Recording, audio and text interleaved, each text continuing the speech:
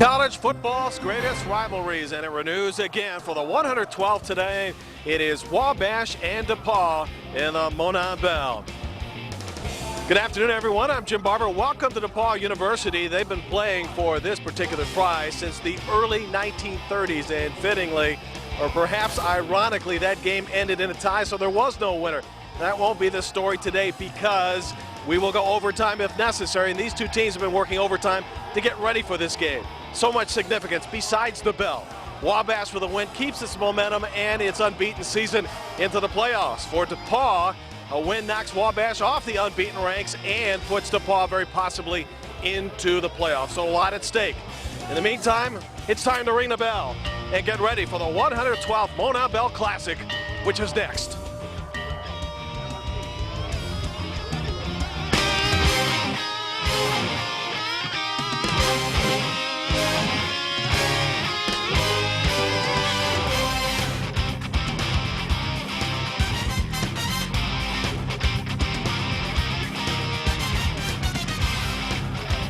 It is a perfect November afternoon in central Indiana, and how appropriate. Two football teams playing perfect football since the first Saturday in September. Hi everyone, and good afternoon to you. I'm Rob Blackman. To my right, longtime DePaul head football coach Nick Morosis. To my left, longtime Wabash College broadcaster Joe Emick. What a matchup we have for you today. Joe, I'll start with you. Wabash College, a perfect 9-0 on the season. The main reason they have played so well this year, the play of their quarterback, Russ Harbaugh. That's right. Russ Harbaugh, a senior from Evansville, has had a terrific season. His pass completion percentage a blistering 71%. He's 209 yards away from a single season pass yardage record at Wabash. He's thrown for 25 touchdowns against just 3 interceptions. If Russ Harbaugh plays well today, the bell comes back to Crawfordsville. The head coach of the Little Giants is Chris Creighton. He talks about his team's perfect season thus far. There's no denying that this is a huge game, that everybody loves to play in this game. We've, as a team, I think, done a really good job this year of taking one game at a time. Being 6-4 last year, we had a lot of big games this year and a lot of unfinished business. And so I think that the maturity and the experience of our seniors has really allowed us to really focus on one game at a time. It wouldn't have been enough for this team to win the bell game and not to have won the other games as well. So there's no denying that this is a huge one, but there was more than just one game for us this year. And on the opposite sideline, Coach Morosis, the only thing separating DePaul from a perfect season opening loss. But when you look at the 7-1 record, much like Wabash, DePaul has leaned heavily on their quarterback, his name Ross Weedoff. No question, Ross Weedoff from Seymour, Indiana, a great athlete with great quickness and speed, and he had a phenomenal recovery from a dislocated hip 2 years ago. The best all-around quarterback we've had, and we've had some good ones. The first player in history to rush for 1,500 yards and for 3,000 yards. Ranked second in school history with 58% completions, which shows his accuracy. He ranks first in school history in pass efficiency with a record of 144. He is third in career total offense with 4,979 yards and is 46 yards away from second place. This year he has completed 54% of his passes with 127 efficiency rating, and he is 17-3 as a starter. The head coach of the Tigers, Tim Rogers, this is his first ever MONON Bell game. He talks about his emotions going into this one. Well, entering my first MONON Bell Classic, I feel quite honored to be a part of arguably the biggest rivalry in Division III athletics. And there is nothing like this around the entire country. Spent the better part of 16 years either playing or coaching at the Division III level. And this by far is the most special occasion that there is, I think, in Division III athletics. As expected, a capacity crowd here at Blackstock Stadium. Wabash, DePaul, the 112th MONON Bell Classic. Now let's check back in with Jim Barber. Thank you, Rob. It's the game before the game. It's the tailgating. They say technically it started here today about 8 in the morning, but don't believe it. It probably started about a week ago. When Wabash and DePaul get together, the ticket split is almost even. So you get a lot of fans coming in from both sides and getting an opportunity to join the surroundings. And of course, today the weather is perfect that's allowed for people to do a lot of tailgating. In the meantime, let's talk about field conditions briefly. We have a lot of wind today. It's been a crosswind at times. It's been out of the south. It's supposed to gust up to 25 miles an hour. Neither of these two teams kick a lot of field goals, but if we get down to that, the wind could be a factor this afternoon. Let's get back to you, Rob.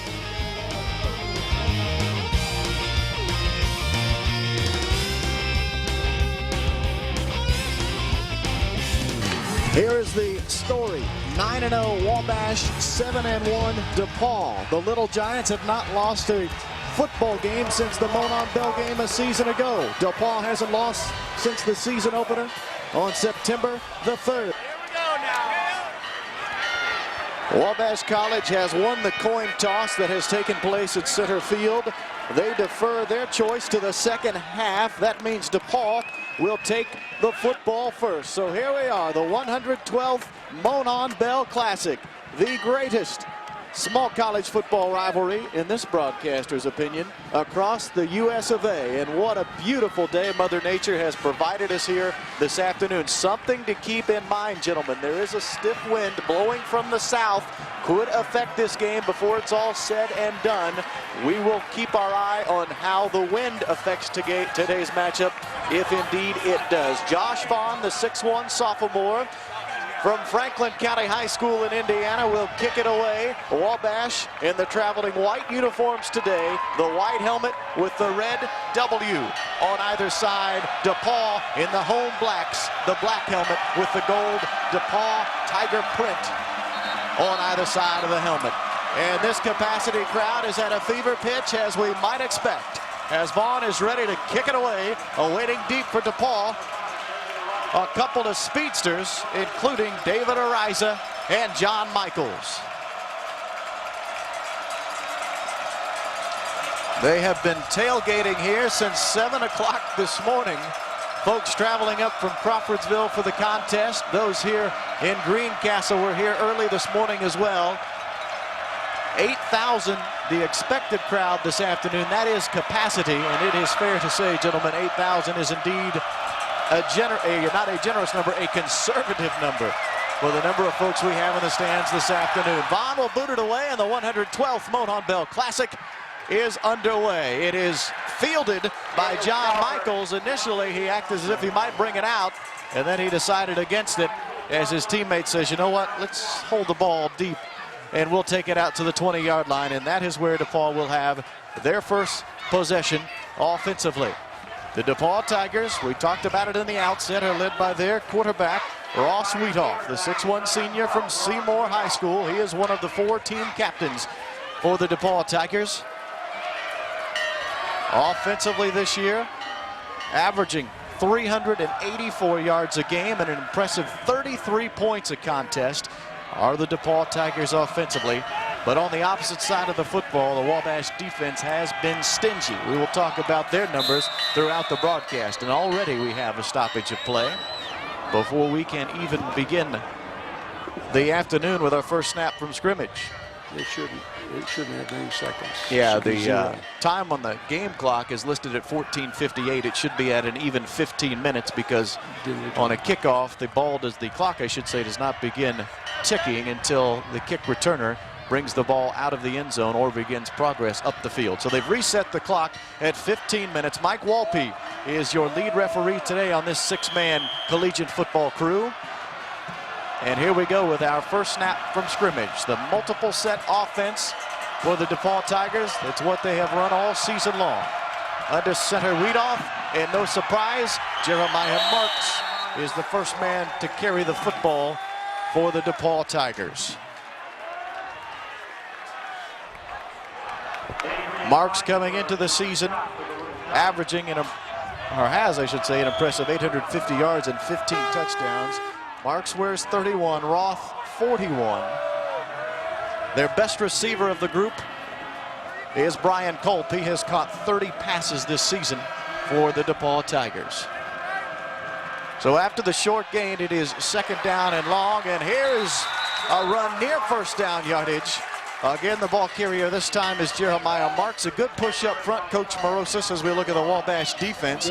They are led defensively by their top tackler, Adrian Pinenberg. He wears number 40, 72 tackles on the season, 15.5 tackles for loss.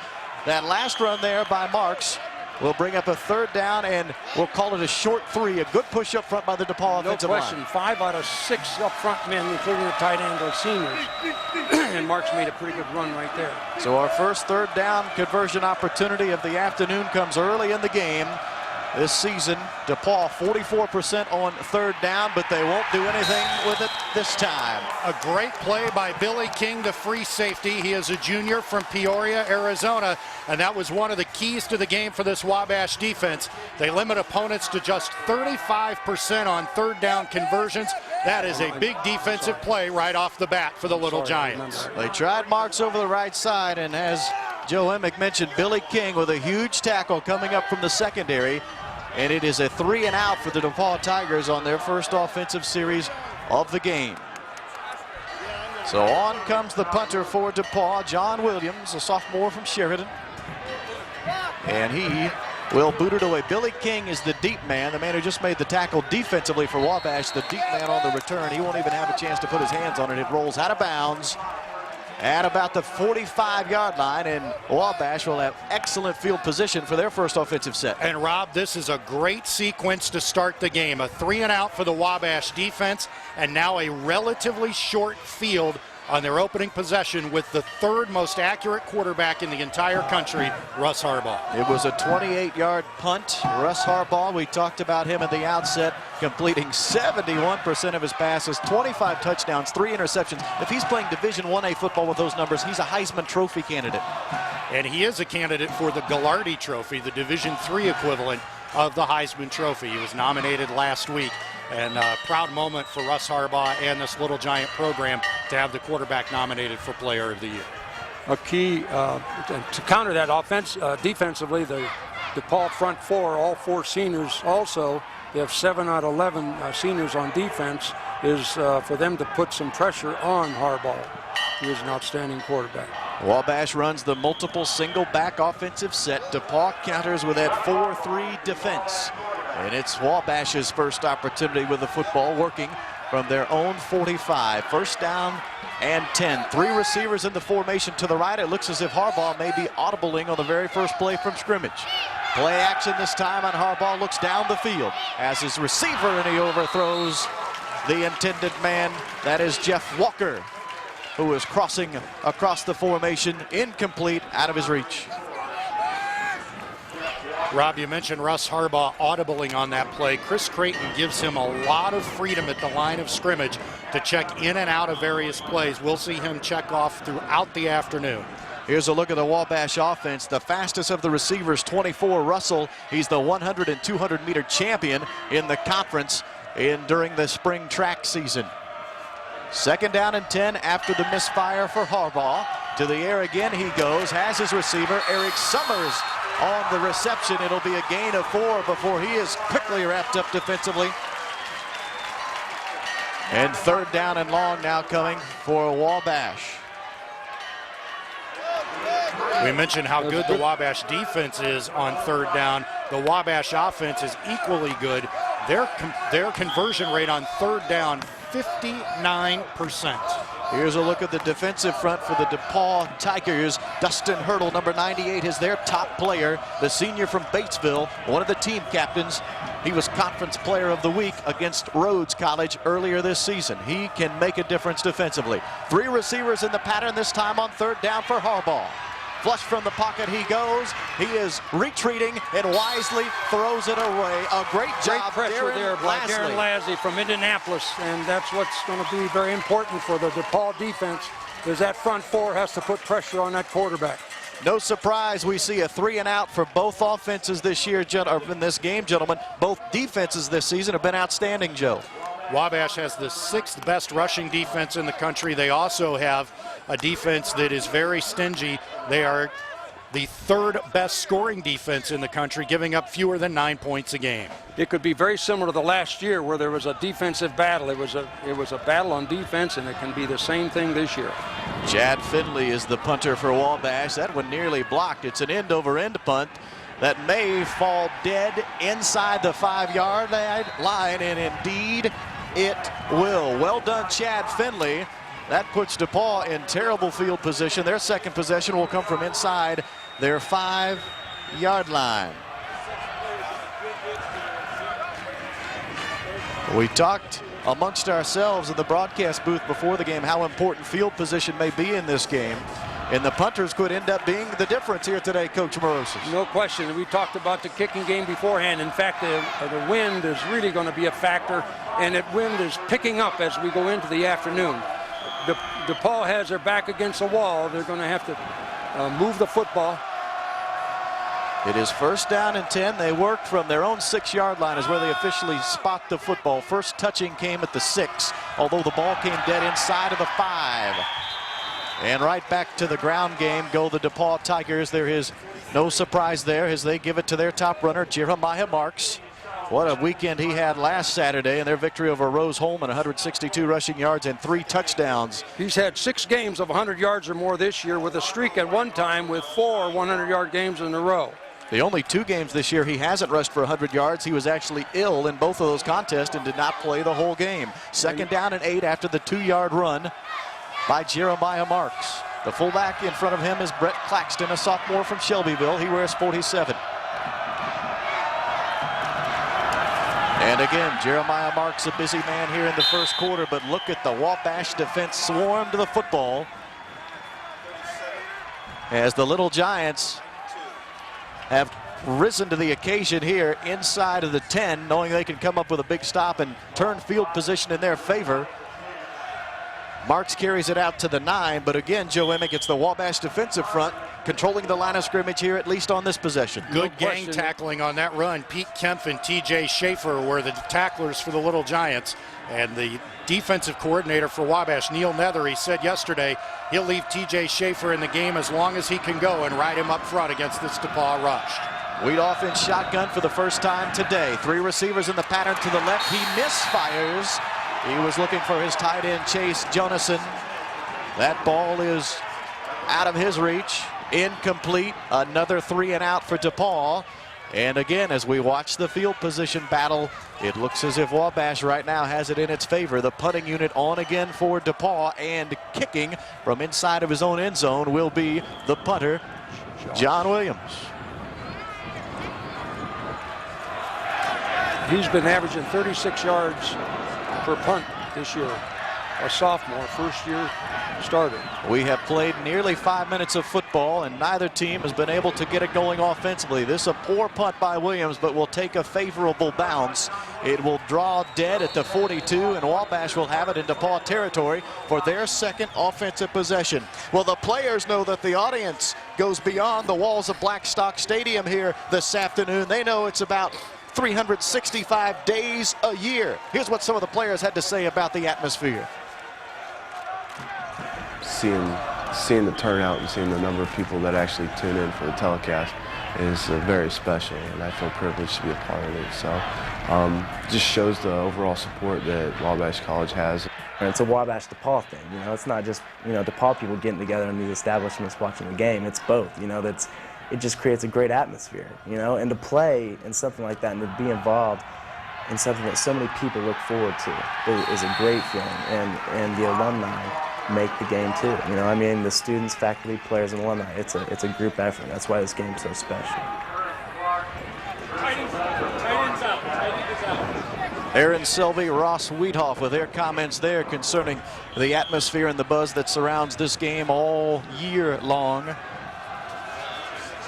6-yard run, by the way, by Chris Ogden, the senior from Lake Central High School. Best play from scrimmage thus far for Wabash. It is now 2nd and 4 as they are at the 35 of DePaul. Harbaugh looks right. Receiver, yes, Ray Green, the sophomore from Phoenix, Arizona. That may give us our first down of the game. Indeed it will, and Wabash is going to move the sticks for the first time. Ray Green's 25th catch on the season, and you've just seen one of the ways Chris Creighton will counteract DePauw's pass rush. Wabash is an outstanding three-step drop passing team, and when Wabash thinks DePauw's bringing a blitz, they'll go to a three-step drop, and you saw it there. Harbaugh, 3 quick steps and a quick out pattern to the sophomore Ray Green. Good throw and catch, 25th reception of the season for Ray Green. It is 1st and 10, working from the 28 now of DePauw. Man cover shown on the perimeter by the Tigers. And Harbaugh's on a 3-step drop going down the right sideline. He just missed his intended receiver, Ray Green, who just caught that last football for a first down. That one's incomplete. Let's head down to the sidelines. Jim Barber has something for us. Rob, Joe can speak to this story as well as anybody on Ross Harbaugh. This is a guy who lost his starting job at the end of last season. Going into this season, his coach was looking for, among other things, more maturity. Well, in the offseason, he's a film study guy. He did it out west in San Francisco, came back in fine shape, well-conditioned, good attitude, got his spot back. The rest so far this year has been history. And what a season he has had. He comes into the afternoon needing just 177 passing yards for the most ever in a season at Wabash. We'll keep our eye on that. Here's Chris Ogden. He has some running room up the middle. He'll take it to the 20. Just shy of the first down marker he is. That'll bring up 3rd down and short for Wabash. Chris Ogden. Tackles there. But Greg Sylvester has been on some tackles already. He was a leading tackler at 56 tackles for the year. And Andrew Huff, who's from Evansville Harrison, was defending on a last pass. One thing I want to make comment, with the wind, when you're throwing with the wind, having been a quarterback myself, the ball has a tendency to sail, as you saw in the last pass. And keep in mind, Wabash has the wind at their back here in the first quarter. The ball is at the 20. It is 3rd down and 2. On the season, 55% on 3rd down are the Little Giants. They'll go to Ogden over the right side. Initially hit at the line of scrimmage, but he kept the legs driving. I think he has enough for the first down. He certainly will be very close. Dustin Hurdle, the tackler for DePauw. And it is a first down, and all of a sudden Wabash has got some momentum working Joe Emick. Chris Ogden leads the team in rushing yardage coming in. He's a senior from Lake Central High School. And while Wabash does not have a single running back with the gaudy numbers of a Jeremiah Marks, they have 3 backs in Brandon Root, Chris Ogden, and Don Juan Brown, who combine for 153 yards rushing per game. And Ogden picked up a big first down there. From the 18 now work the Little Giants. And Ogden again is the ball carrier. Great kick out block over there. Ogden's going to get just a couple. I believe it was Eric Shaver who had the great block over on the right side. It was either he or Brandon Barkley, the senior from North Montgomery, who tripped up the defensive end and gave Ogden some running room. There's not a lot of running room over there, but a gain of 3, 2nd and 7. Rob Farrell from Western Boone High School was in on that tackle there. So 2nd and 7 after the 3-yard run by Ogden. Chris Ogden has been a busy ball carrier here in quarter number 1 for Wabash. We have played nearly half of quarter number 1. No score. Our ball this time, drop play to Brandon Roop. He's got a big hole up the middle. He's inside of the 10, down to the 6 before Greg Sylvester can trip him up by the ankles. And it will be 1st and goal for the Wabash Little Giants. Brandon Roop has had a terrific season. He leads the team with 8 rushing touchdowns on the year. He is not the fastest back in the Little Giant stable, but he is patient, has good vision, and here he waits till the hole opens, goes right up the middle. He converted from the J-back position a year ago to tailback this year, and what a year the senior team captain is having. 1st and goal from the 6, the first real threatening drive by either offensive team here this afternoon. Harbaugh is going to go right to the air. Quick slant, has his man. It is tipped around and nearly picked off. What a great play. Brendan Berrigan, who had a whale of a game in a Monon Bell game a season ago in Crawfordsville, nearly picked that one off. Right, he had an interception last year. He's from Moeller High School in Cincinnati, and he's really had a good year. He's really doing well on coverage. Berrigan was named the Monon Bell Defensive Player of the Game last year, thanks to his interception that set up the winning touchdown for DePauw. And he nearly had a takeaway on that Russ Harbaugh pass. It is 2nd and goal from the 6.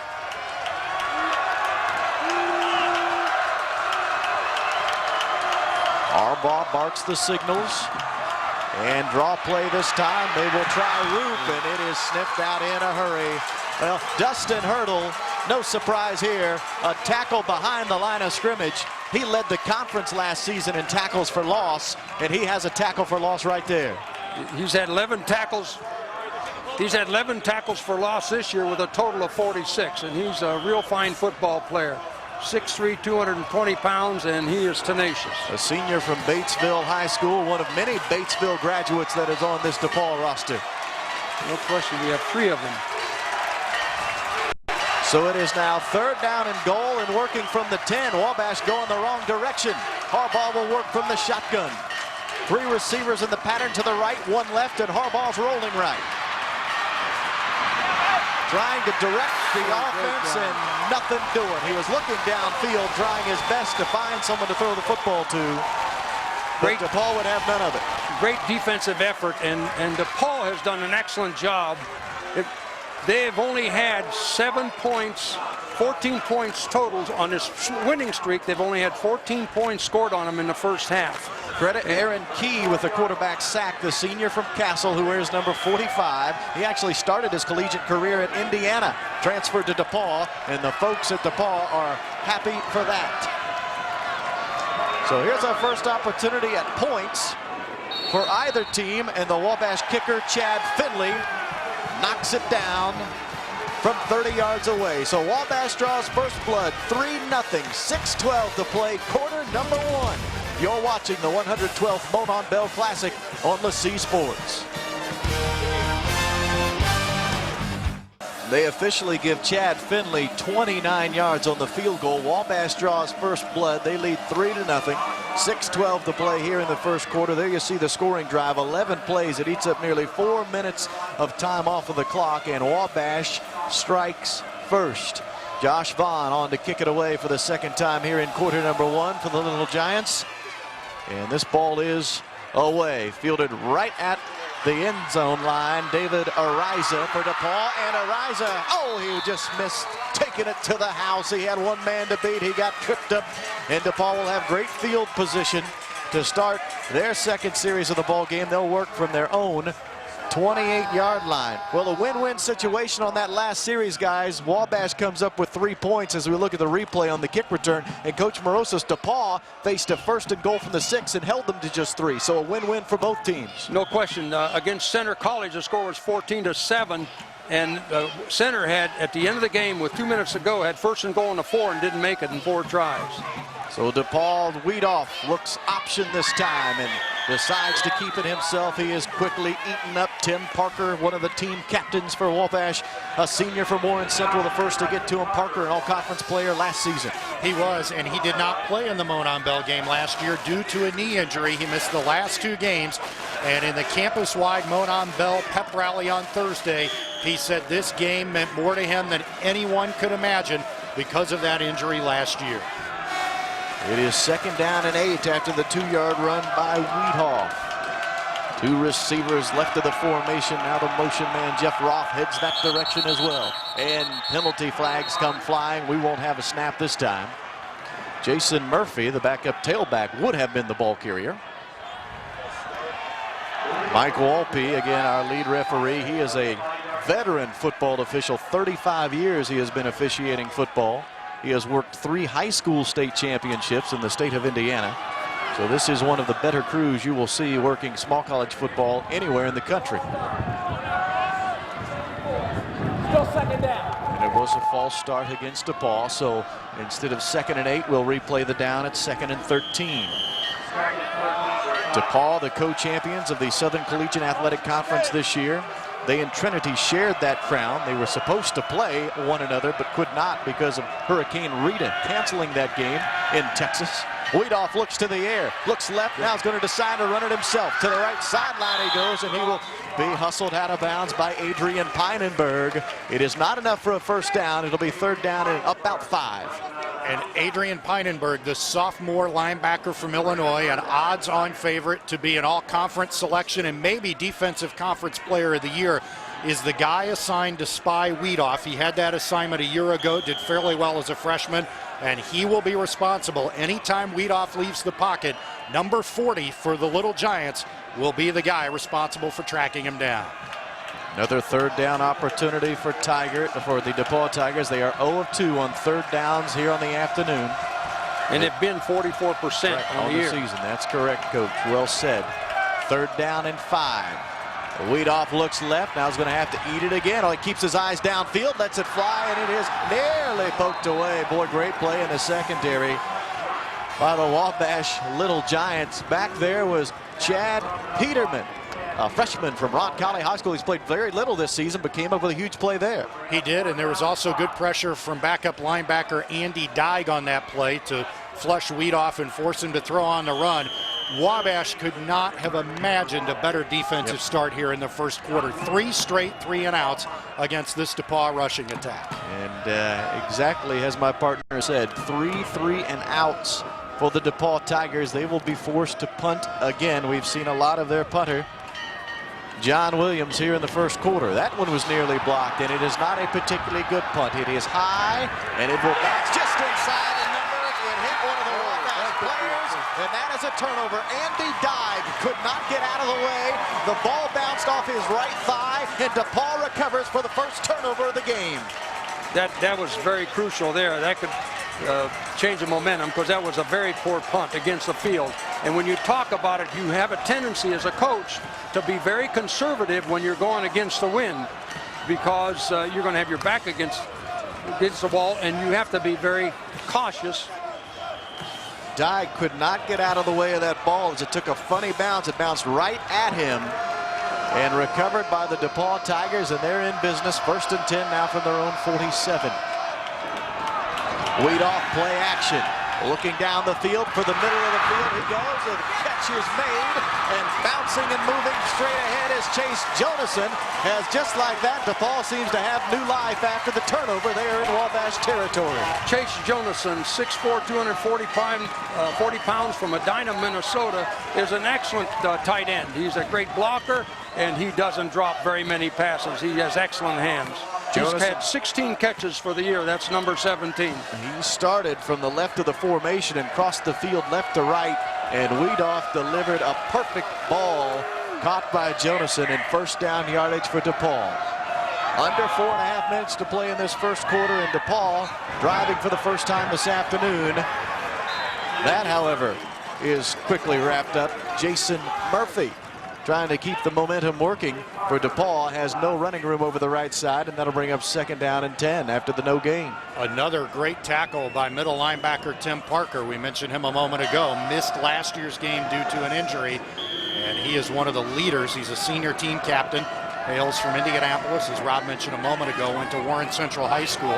He's the 2nd leading tackler on this team, had 42 tackles coming into the day, has 2 stops so far this afternoon. An all-conference player last season, first team all-conference as a matter of fact. Play action, Weedoff rolling left, eyes downfield, will keep it himself. Boy, you talk about speed on the defensive side of the football. Adrian Pynenberg was burning after the quarterback and made a nice shoestring trip up.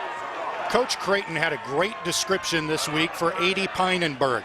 He said he's not the fastest linebacker, he's not the hardest hitting, but he's like a cobra. He gets close to the ball carrier, bam, he strikes like a snake, and he did right there as he caught Weedoff right at the corner and brought him down to bring up 3rd and long. Pynenberg led the team in tackles as a freshman a season ago, and he is just a sophomore, so the future looks bright defensively for Wabash College. For DePaul, we're in 4-down territory, so it's going to be difficult to kick a field goal against the wind, so they'll have. Well, they give it to Murphy on another 3rd down. Now 0 for 4 on 3rd downs of the DePaul Tigers. And 4th down coming, 4th and 7 it will be, with the ball resting at the 21-yard line of Wabash. It would be a 38-yard field goal from here. Let's see what DePaul will choose. Coach, you seem to think they're going to stay with the offense. No question, because you're kicking against the wind. That's very difficult. That's why I said it was 4-down territory. Use all 4 downs to make the first down. So against this 4-4 defensive front of Wabash, DePaul will go for it on 4th down and 7. Key play here in the first quarter. Weedoff will go to the air. Quarterback draw, has some running room. Dives near the 15. Oh, he's going to be awful close, gentlemen. awfully close. This will depend on the spot of the football. It did not look to be a planned run for the quarterback. I think he got it too. He's on that line. He was going to pass and then just tucked it under when he saw he really had nothing open downfield. Here you're going to get a good look at Weedoff. His eyes are still downfield. He wants to throw the ball, but he says, you know what? I don't have a choice here. I'm going to have to scramble. And again, this will depend on the spot of the ball. Sometimes that's the best draw play you can have when the quarterback goes back and he scrambles, because that's difficult to defend. Well, they're going to measure for it. It is first down, DePaul. Well, speak of senior quarterback Ross Weedoff. He says the Monon Bell game attracted him to DePaul University. I think it definitely is a huge attraction. I mean, for a Division III football player to come into a situation like this and play in front of this many people, it's definitely a huge attraction, something you look forward to every year. You know, before I came, I was looking at a lot of schools, and a lot of Division II schools, a lot of other D3 schools, and it came down, to Wabash and DePaul for me, and this was one of the huge reasons why I came out of those two schools. And to play in this game for 4 years, I've been fortunate enough to do that. And hopefully this year I can get a second win out of it. It will be second down and 11 after the 1-yard dump. Adrian Pynenberg, who tripped up the ball carrier in the backfield. We have mentioned Adrian Pynenberg's name a lot already this afternoon. I am not surprised. And you know, Rob, when Adrian Pynenberg was recruited by Chris Creighton's staff, he was really not high on their list. He was not somebody they thought would contribute coming in. All of a sudden, he emerges as a freshman starter, and now, as a sophomore, is the team's best defensive player. Second down and 11. And Weedoff is running option left. Going to keep it himself and turn it into an option right, but the problem is there's just nowhere to go. Great job staying in position. Billy King, the safety for Wabash. He was the only man left on the right side of the field, and he made the play. Defensive coordinator Neil Nethery likes to blitz early and often, but not today. They have elected not to blitz in order to better contain Weedoff. Good penetration by the defensive front four. Billy King fires in from his free safety position to make the stop. And again, this Wabash defensive coaching staff has to be ecstatic with the way their defensive line has controlled DePauw's running game. Well, Weedoff ran a long way for no yardage. It will be third down and 11, and Wabash, sensing the urgency of this third down play, takes a timeout so they can discuss defensive strategy. It is third and 11, the ball on the 17. From a coach's standpoint, I always felt when we got down in there that you have now, it's third and 11, let's say, you have 2 downs to make 11 yards, and you can't go for broke. Again, unless we feel that on fourth down, if we can make the field goal from there, it's much closer than it was before, so they may kick on fourth down. But I always was thinking in terms of when I was coaching, you got 2 downs to make it when you go to 4-down territory, and a lot of coaches don't think about that. Weedoff was the hero on the last fourth down play as he scrambled for the first down. Now this is only third down, mind you, third and 11. 0 for 4 are the DePauw Tigers on third down here in this first quarter. Much of that has to do with the Wabash defense, who has held opponents to just 32% on a conversion rate when it comes to third down tries this year. So here we are, third and 11 out of the Wabash timeout. Weedoff with a running back screen, and it is sniffed out well. Once again, Adrian Pynenberg, no surprise here, all over the running back on the dump pass. Also, there was Andy Dyke, the backup linebacker. He was the young man who was hit by the punt a few moments ago that gave DePauw possession at midfield and started this drive. So nice to see Andy coming back, making a nice stop on third down. And Coach Morozes, you loved calling that screen pass in your days against Wabash. Right, I was a screen man, and that screen would have been much better there, but he did a great job defensively because we had 3 guys out front. They didn't block anyone. DePauw had 3 guys out front. Wabash has just taken another timeout. It will be 4th and 13. Interesting, they throw the ball to Marks out of the backfield. That's just the 3rd catch of the season for Marks. He's not a guy who's caught a lot of passes this year. Maybe DePauw trying to catch Wabash a little off guard by throwing it to a guy who's done very little in the receiving game. And a great piece of strategy by Chris Creighton, taking another timeout. You ask why? They want to keep the wind in the face of the DePauw kicker. They don't want the quarter to end with just 39 seconds left and give DePaul a chance to kick the ball with the wind. Instead, they will kick against the wind. Tyler Mallory, the junior from Columbia, Missouri, will try a 35-yard field goal from the right hash, make it a 36-yarder, but again, into the stiff southerly wind. 4th and 13, Mallory on to attempt the 36-yarder. Snap and hold are good. The kick has the distance, but misses wide left. Only the 4th field goal that has been missed this year by Tyler Mallory. Don't tell me the coaches aren't on the top of their game here this afternoon, Joe Emick. Chris Creighton burned 2 timeouts to make sure DePaul had to kick into the wind. And it paid off as the kick goes wide to the left. And what a stand for this Wabash defense. They thought they had held DePaul. We're going to get the ball at midfield. On a horrible break, it hits Andy Dyke. DePaul gets it, but Wabash stops them on 2 third downs and a 4th down to get the ball back. So let's see if Wabash can take advantage. 34 seconds remain here in quarter number 1. 1st down and 10. They work from the 20-yard line of DePaul. Play action for Harbaugh this time. He'll go up top, a little underneath route, incomplete, poked away, intended for Kyle Piazza, but there is a penalty marker, probably pass interference against the DePaul defense. Eric Lewis was defending there from Bloomington North.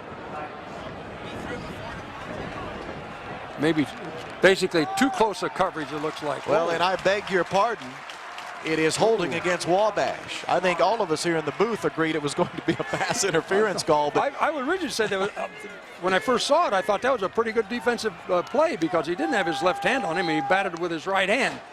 And so it's a holding penalty, and the offensive line for Wabash is going to have to really do a job because the defensive front 4 is going to put pressure on Harbaugh. And when you have a tendency to put pressure on, you have a tendency to hold occasionally when the guy starts getting by you. It'll be 1st down and 20 after the 10-yard walk-off.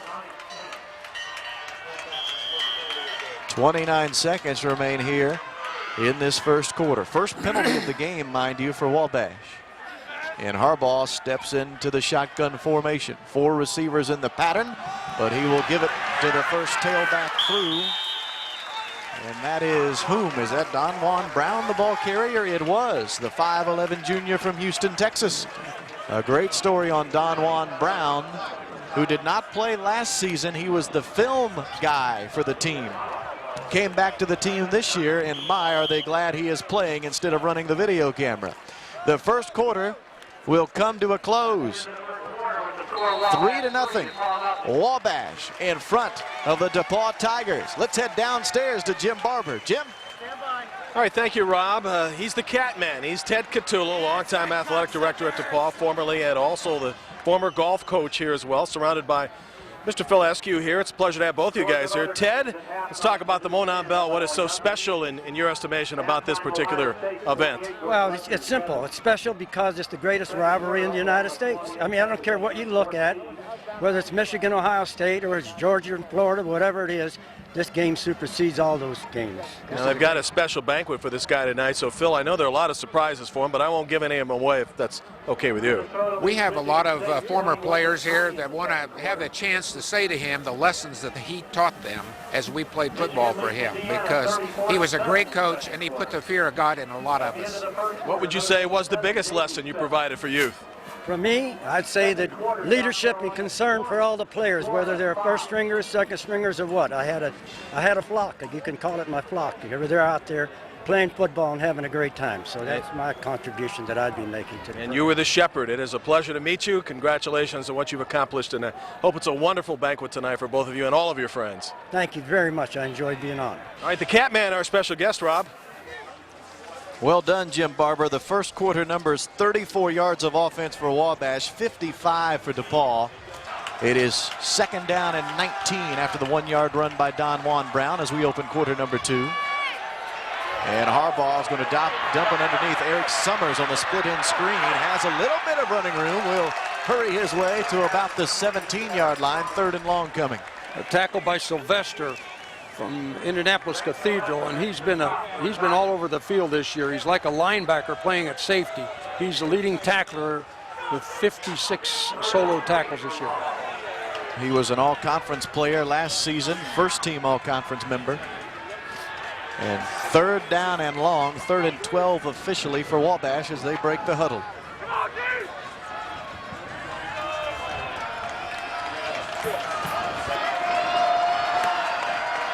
So once again from the shotgun goes Russ Harbaugh, the senior from Evansville, Indiana. Harbaugh's going to step up in a pocket, going to point some receivers downfield, going to keep it himself. I don't know if he made it. He needed about 13 yards, a long 12. He probably got a short 12. I don't think he made it all the way to the first down marker, but they'll take a look.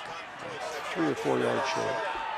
So they'll say not enough, and they will be forced to punt. Will the Little Giants. Rob, we've talked about Russ Harbaugh's gaudy passing numbers, but this play is probably the best illustration of his growth and maturity as a quarterback. You'll remember last year, he didn't make very good decisions rolling out of the pocket in this game. That kind of decision making to know when to tuck the ball and run or to stay in the pocket is perhaps the best sign of his growth as a quarterback. Well, you could see a great shot by our camera crew. Harbaugh actually stepped out of bounds with that left foot, a good 4 yards shy of the first down marker. He dove towards the stick, but had stepped out of bounds beforehand, so it ends up being a 4th and 4. And an easy decision to punt it away for the Wabash coaching staff. Chad Finley on to punt, averaging 39 yards a punt this season. The snap was good, and Finley gets away a poor punt off the right side of his foot. It will roll near dead at the 27, but hold on. Is this a turnover? One of the DePaul players tried to pick up the football. And now they're discussing on whether or not it'll be a fumble. Ben Brown, the linebacker, the senior from Zionsville, actually reached down and touched that football. It was then recovered by one of the Wabash players. But now they're discussing, was the ball dead? Let's take a look at the replay. Was Brown, did he have his knee on the ground when he picks up possession of the ball? If so, he'll be down at the spot and it will be DePaul football. If he did not have a knee on the ground or didn't have possession, this could easily be a turnover to Wabash. There you see Brown, number 6. Boy, that's tough to tell from that angle. Well, Wabash players all say, hey, this is our ball. Here, Chris Creighton is pointing his team's direction. It is Wabash football. That is the 2nd turnover of the game that has come compliments of the punting game. And I'm really amazed because everyone was telling that young man to stay away from the football, and I don't know what he was thinking. That was really a poor decision on his part. So 2 turnovers in the early going, both coming on punting plays. 1 apiece for DePaul and Wabash. And now the Little Giants will try to take advantage with another crack offensively. And this one probably a more egregious error for DePaul than the one for Wabash. A bad bounce caught Andy Dyke. This one was a player could see the ball clearly and still got close to the football and touched it to give Wabash possession. That's the type of play that causes coaches to retire, doesn't it, Coach Morosis? Boy, you're right. I'm glad I'm not involved in that one. You talked all season long about those little mistakes like that that can cost you a game. We'll see if the DePaul defense can stiffen on this 1-yard run. They do just that. You know, when you're out there and you coach them, there's some things, you know, when they get in the game, they have to make their own decisions. And you can tell them what to do, but in the heat of the contest, the players make decisions that sometimes aren't the one that you really coach all year long. So it is 2nd down and 9 after the 1-yard run. Brandon Roop with a single setback as Harbaugh steps in under center.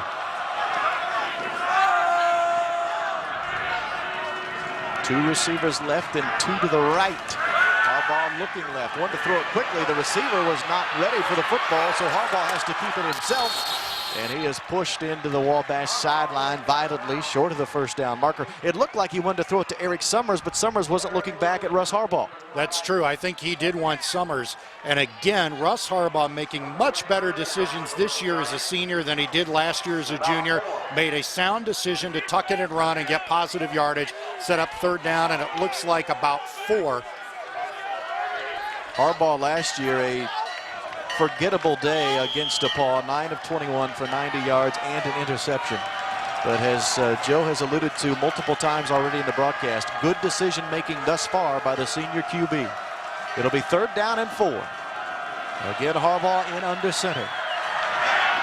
The tailback is Brandon Root. They give it to him, and he is going to be close. The spot from the line judge tells me he probably didn't get enough. This may require a measurement. It will be awfully close. Brandon Root, the 6'2 senior, 213-pounder from Evansville Castle High School down just outside of Evansville in Newburgh, Indiana. It's a first down. They won't even measure. Brandon Root has just given the Little Giants their 4th first down of the game. So the drive continues for the Little Giants, trying to take advantage of the turnover. First down and 10 now, working from their own 38.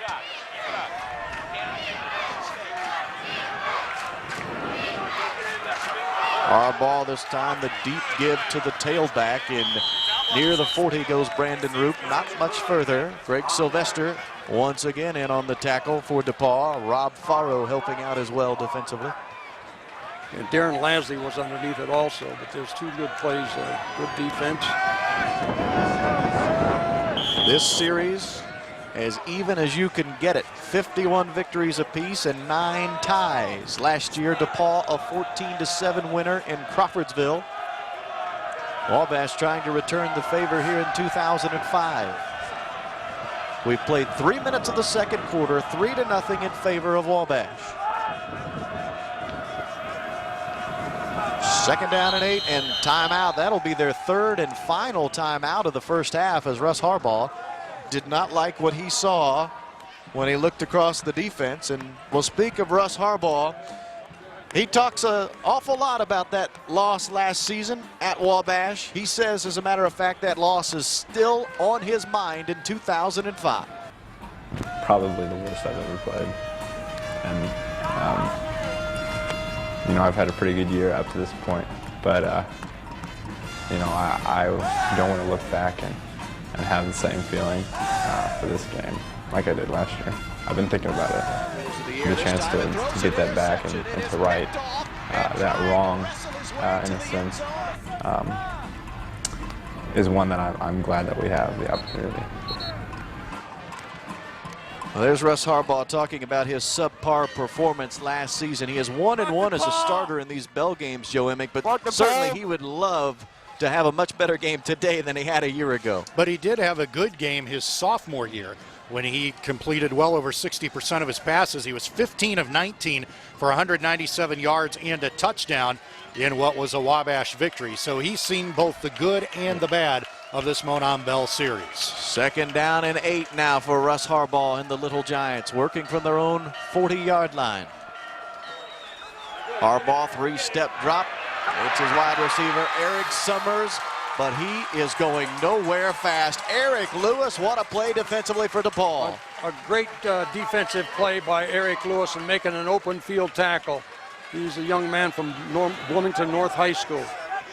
He had a whale of a game last year in the Bell game. He had 9 tackles, including 3 sacks and a forced fumble in that game against Wabash last season. He was named the Conference Player of the Week for his performance for that particular game in Crawfordsville, and he has a huge play there. It is now 3rd and 11 after that loss right there by Eric Summers. 3rd down here for Wabash. Sprint draw. Brandon Root, the ball carrier, well short of the first down. He will be grappled to the turf at the 43. And my guess is Wabash will send the punting unit on, again trying to play the field position game here. Keep in mind, DePaul is now Wabash is now punting into the wind. DePaul has the wind at its back, and it is a stiff southerly breeze. DePaul with the wind at its back here in this second quarter. Chad Finley on again to do the punting. David Ariza awaits deep for DePaul. Pardon me, that is Chris Gines who awaits deep for the Tigers. That ball was nearly blocked. We've seen a few punts nearly blocked here this afternoon. None, however, have been, and Chris Gines says, let's stay away from this one, and DePaul will take over after the punt. 3-0. 10:20 to play second quarter. Wabash in front. You're watching the 112th Monon Bell Classic on LaCie Sports. 3rd down. They lost 3 yards, so now it's from the 6. Haskins to throw the football, and it is caught. Touchdown.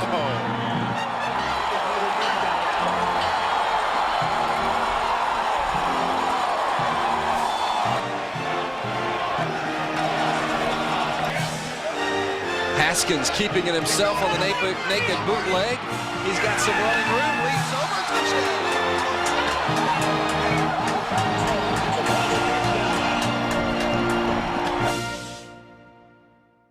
In '97, it was snowing, and a couple of years ago, driving rain.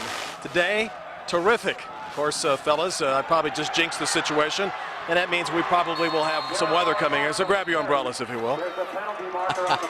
Well said, Jim. There's a first down run, a positive gain from scrimmage for DePaul, but there is a penalty marker that is down on the field, so let's hold our enthusiasm for the DePaul sideline and see what the call is. It is holding, so wipe off what would have been a first down run for the Tigers. What's funny, Jim Barber mentions some of the previous games here where Mother Nature has not cooperated. 1997, you had tractors plowing the field before the game to get the snow off the field, Coach Morosis. I remember that, and I was actually out there trying to scrape it beforehand.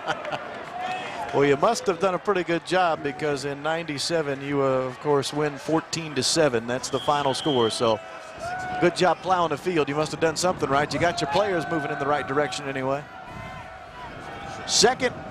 First and 17, I should say, after the walk-off. That is a spot foul, so they move it 10 yards back from the spot of the foul. It is first and 17. We are under 10 minutes to play here in the second quarter. Jeremiah Marks, the ball carrier, and whoa, going nowhere fast. Wabash with a great defensive effort up front. And was that Aaron Selby? It certainly looked like the senior outside linebacker from Southmont. He has been a terrific leader on this defense. He too missed last year's Monon Bell game with an injury. So along with his fellow senior Tim Parker, he has some time to make up for missing last year's game. He's been a terrific player. He was a past conference player of the week on defense. The week Wabash defeated Wittenberg, a game that really sealed the conference championship for the Little Giants. What a violent hit by Selby there will make it second and 17 on the no gain for Marks. Weedoff going deep down the right sideline. The receiver is behind the defense, and he caught it. That's a first down gain for the DePaul Tigers. Brian Cope, the senior from Seymour, makes a big-time catch with a diving effort.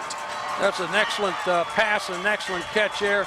These two young men, Brian Cope and Ross Weedoff, have been playing together since the 4th grade. Cope just the go route down the sideline. If that ball keeps him in stride, that's a touchdown. Instead, Cope has to dive.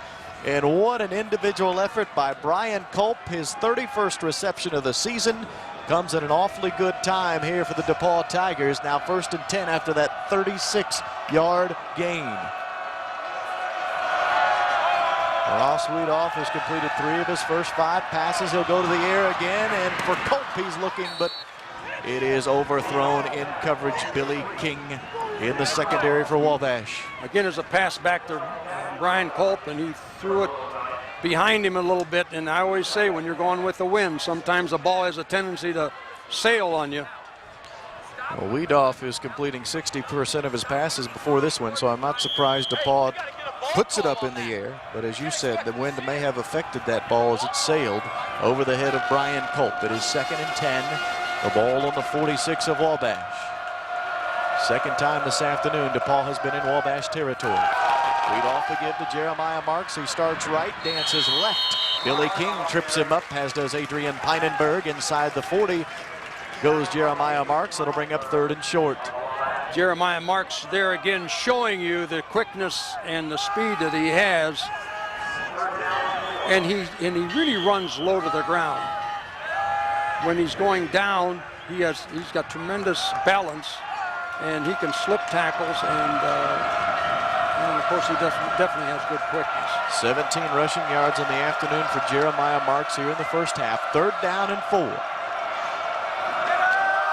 Here's Marks again, and going nowhere. What an effort as the first man to reach him for Wabash, Josh Foster, the senior out of Ben Davis High School in Indianapolis. Josh Foster, another senior leader on this defense, arguably the hardest hitter on this defense.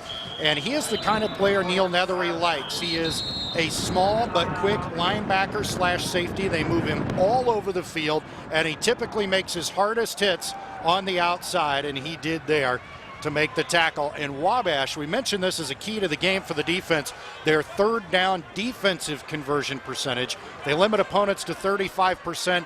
They have been outstanding on third downs here in the first half. Well, a timeout taken by DePaul. They have decision time here. It is 4th and 7. And again, we've talked a lot about the wind here today. The wind at the back of DePaul. Now, they're certainly out of field goal range, but do you take an opportunity, a crack at it here on 4th and 7 offensively, knowing that even if Wabash gets the ball, they're working into the wind for the remainder of the quarter. 7:39 to play here in quarter number 2. 3-0, the lead in favor of Wabash. DePaul, 5-0, Southern Collegiate Athletic Conference co-champions this year. Wabash themselves conference champs in the North Coast Athletic Conference. They were 9-0 on the season, 7-0 in conference play.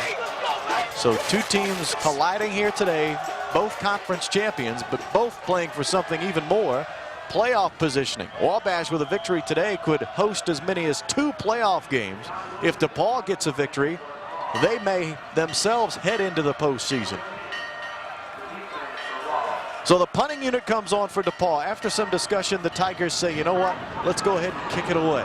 So on 4th and 7, this ball is booted, and it will be dead inside of the 5-yard line. Great individual effort there by the DePaul Tigers. Javon Pruitt, the backup defensive back. Ryan Chateau made a great play there from Columbus North. He did a great job of stopping it inside the 5-yard line. Well, we just saw Brian Culp catch a big ball for DePaul a few moments ago. We asked him what it would mean to ring the bell today. Ringing the bell would be huge. I mean, having to spend the first 2 years here without it. I mean, it's a different feel when it's on campus. There's just something about having that at home. And there's so much pride involved with that bell, and so many great players have played for DePaul over the years and played in this game. I mean, Terry Dickey and Jay True, Rob Boyle, all these great players who've played, and that's just a few. And I mean, I feel honored to put on this DePaul uniform and to be able to play in this game. That means a lot to me and all the guys on the team. Brandon Roop, the ball carrier for Wabash. Rob Farrow, the first to meet him in the hole. It is a short gain of 3 yards. 2nd down and 7 coming here for Wabash. Backed up against their own end zone. Chris Ogden, I beg your pardon, the ball carrier for the Little Giants. 7 minutes to play here in the first half. Not a lot of scoring, although we are not surprised by that. Coming into this game in a 7-game winning streak for DePaul, they had allowed only 14 first half points. Wabash has allowed only 3 points in the second quarter all season long to all 9 of their opponents. Here's Chris Ogden again, looking over the left side for running room. Rob Farrow, however, again the tackler for DePaul. No good. That'll bring up 3rd down and a long 6 here for Wabash. Again, they're inside of their own 10-yard line, working with their backs against the end zone. Let's go. 2 of 6 on 3rd down conversions are the Wabash Little Giants here in half number 1. They would love to come up with a 3rd down conversion here from their own 9-yard line. 3rd and 6. Big 3rd down certainly here in the first half. Harbaugh may be changing the play at the line of scrimmage. He shouts instructions to the left and then to the right. He works on a 3-step drop. Up top he goes. That ball is nearly caught, but it was poked away at the last second. Mike Russell was the intended receiver. Javon Pruitt, the sophomore from Ann Arbor, Michigan, poked it away. Here's a great look at the replay. Left sideline, Pruitt and Russell man for man, and Pruitt makes the play this time. Great effort there, great position on defense. He had a chance to catch it, but with contact there, difficult to catch it. Here comes the Wabash punting unit once again. Chad Finley.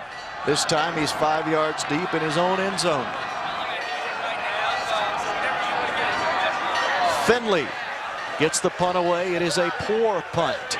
It bounced one time at the 30-yard line, finally to the 35. Wabash thinks it may have hit Javon Pruitt for DePaul, but the officials say no, that is not the case. That ball did not touch any DePaul player, and it will be excellent field position for the DePaul Tigers. Hey, great story at Wabash College. A rope has hung at the entrance to the Allen Center on their campus, a rope that is usually attached to the bell. For the past 4 years, it's been attached to a bell that we've been able to ring. And, that's where the bell sits, and I think, after a year, I don't think about it every single day when I go through the there's times when I definitely do it when we're recruiting or taking people through the building. You say that's where the bell sits. So I think just this week it was just probably a good reminder of that's where the thing's supposed to be. And every time those guys walk through the doors, hopefully the rope hits them in the face. Once we go to practice every day and we see that rope there, it signifies something, and it signifies what we don't have. So as we go out there on the practice field and before the game, that's something we can look at and try to get.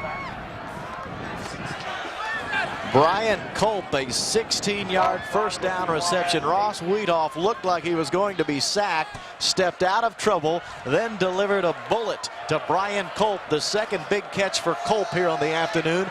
And DePaul is in business. They are 1st and 10 from the 17 of Wabash. Good decision by Ross on that one. Weedoff under center. It is option left. He says he'll keep it himself. The pitch man was Jason Murphy.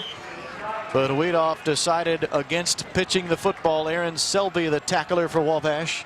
We near the 5-minute mark of the second quarter, 3-0. The Little Giants leading the DePaul Tigers on a gorgeous Saturday afternoon in Greencastle, Indiana. Rob Blackman, Nick Morosis, and Joe Emick, Jim Barber on the sidelines. We thank you for joining us today. We have had a defensive battle. We have not been surprised by that fact. These two teams coming into the afternoon, two of the top defenses in all of Division III football. It is 2nd and 5 after the 5-yard run for Weedoff. Give to Murphy. And the big back looks for running room, but it is not easy to find in the teeth of that Wabash defense. 3rd down and short will be coming here for the Tigers.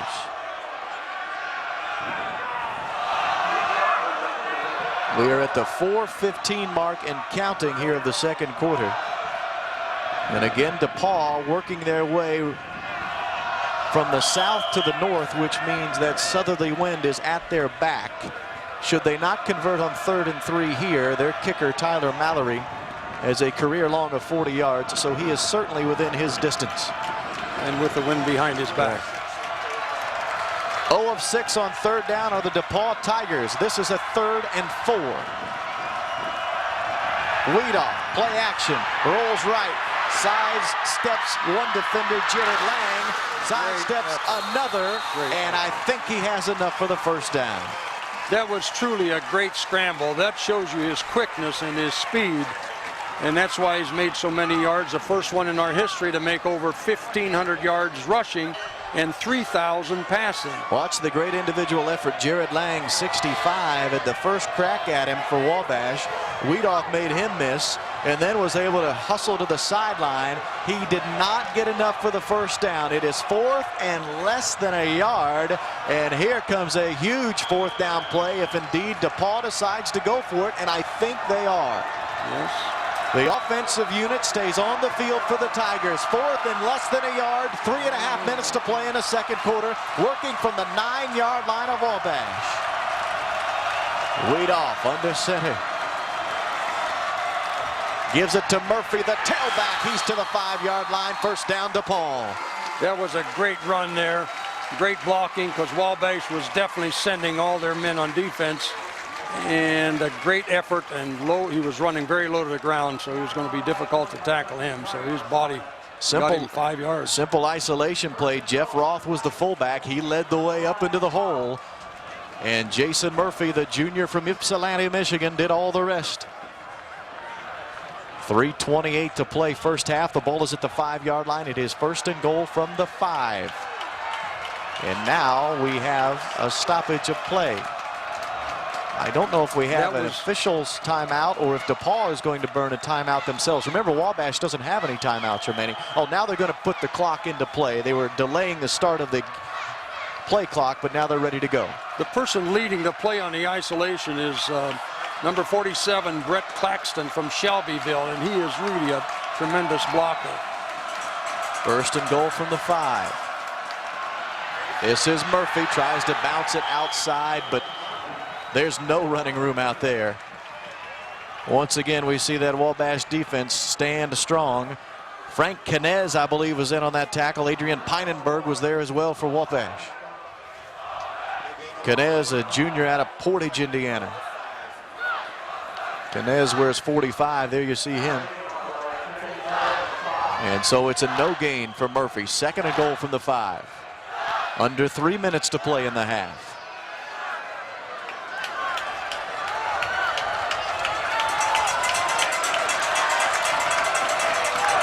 Two tight ends to either side of the formation for DePaul. Second and goal, lead off. Option, pitches to Murphy through his hands. He alertly picks it up and it is pushed out of bounds at the 4-yard line.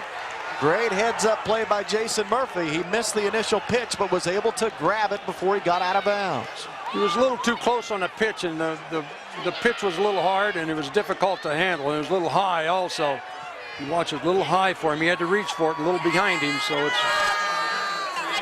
And Aaron Selby. They're fortunate to get the ball back in that situation. Aaron Selby, the outside linebacker for Wabash, played it perfectly, forcing the bad pitch. But it ends up being a 2-yard gain, about 1.5 yards, really, on the play. It'll be third and goal. Timeout taken by DePaul. The red zone numbers for DePaul offensively, 32 of 38 conversions inside the red zone this year, 27 of those 32 touchdowns. On the flip side, Wabash defensively inside the red zone. They've only allowed their opponent to score 60% of the time, 12 of 20. 9 of those 12 were touchdowns, so it is strength versus strength here in the red zone. Third and goal from the 4. Jeremiah Marks is back in there. Marks checks in at tailback. And they'll give it to him. Up the middle he goes. He won't reach the goal line. He is right at it, but that is not a touchdown. It is fourth and goal from the half-yard line. Is that the half-yard line? Decision time for the DePaul Tigers. They have one timeout remaining, does DePaul. Will they use it here to talk about it at 2 minutes to play in the half? Nope. They say, you know what, let's go for it. It is fourth and goal from the half-yard line. DePaul in the afternoon, 2 of 2 on fourth downs, but none more important than this one here. Two tight end set, lead off to Marks. He's in, touchdown DePaul. That is the first second quarter touchdown scored all season long on the Wabash Little Giants, and Jeremiah Marks takes it in from half a yard away, and DePaul DePaul leads 6-3. Great blocking up front, and he went in there untouched. It's just a great effort. And great decision making by the coaches when you're down there, and it's a big decision to go for it on fourth down when you're behind 3-0. 2 fourth down conversions, and that drive alone for DePaul leads to a touchdown. And they've been 80% on fourth down conversions for the year. Tyler Mallory will try to tack on the extra point. He does. 7-3. DePaul in front. 1:38 to play in the first half. You're watching the 112th Monon Bell Classic on LaCie Sports. DePaul leads Wabash 7-3. Thanks to the Jeremiah Marks 1-yard touchdown run. The scoring drive there, 9 plays, 34 yards, just over 4 minutes. And again, 2 fourth down conversions on that drive alone lead to the touchdown for the Tigers. 1:38 remaining. And DePaul will kick it away for the first time this afternoon. Billy King waits deep, but he won't have an opportunity for Wabash. That ball is kicked well over his head and through the back of the end zone. And so here comes Wabash offensively. Now the good news, Joe Emick, for Wabash, They can move the ball quickly down the field. That's what they do best. Except they don't have any timeouts left. Remember, they took the 2 timeouts at the end of the first quarter to force DePaul to kick a field goal into the wind. It paid off then. DePaul missed. I think they'd like to have at least one of those timeouts back. So here comes Russ Harbaugh to lead them out of the huddle. And with 1:38 to go before half, you don't want to do anything unusual. Russ Harbaugh is 4 of 9 this afternoon. Just 14 passing yards. A very un-Russ Harbaugh-like afternoon so far. They will hand the ball to the first back through. That is Don Juan Brown, the junior from Houston, Texas. The tackler, Eric Lewis, for DePaul. A conservative play call here on first down. 1:20 remaining and the clock still ticking. With the field position and with the wind in that direction, Coach Creighton, I'm sure, was going to be very conservative here. You have to be in this situation. And especially trailing only 7-3, there is still an entire second half of football remaining. And you know you have an explosive offense. They have proven that all season long. Second down and 9. Harbaugh play action. He will roll left. Down the field he looks. Catch is made. That is good enough for a first down. He finds his backup tight end, Tim Chirac, the junior from West Lafayette Harrison High School, on a first down gainer. Bootleg all the way, and Chirac crossing the field as a tight end. Good throw and catch. And a good tackle by Sylvester again. First and 10, the clock is running. This time they give it to Don Juan Brown, but little running room there. Aaron Key, the middle linebacker, the first to meet him in the hole. And with 30 seconds to go in the half, we may not see another snap before halftime. The play clock has not started, and we are under 25 seconds to go in the half, so they will not have to snap the ball again if they do not wish. And it looks like Wabash will be content to head to the locker room trailing 7-3. Well, the defenses have stood strong in half number 1. No surprise there. 7-3, DePaul leading it. Each team with a turnover. Each team with big plays on both sides of the football. Jim Barber is on the sidelines with the DePaul head coach Tim Rogers. Jim? Thank you, Rob. Let's talk about 4th and 1 and the play call that allowed you to get the touchdown, the only touchdown of this first half. Well, you got to play to win, and you know, we're not here to play for ties. It's tough getting down there. You never know when you're going to be back, so it was relatively easy call. Plus, the defense is playing so well, we felt like if we didn't get it, that they'd be able to pin them down there, and we get good field position after that possession.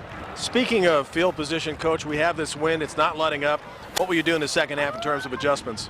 Well, we're going to talk about it as a staff. We got a big decision to make whether or not we take the wind to start off with or not. So I don't know.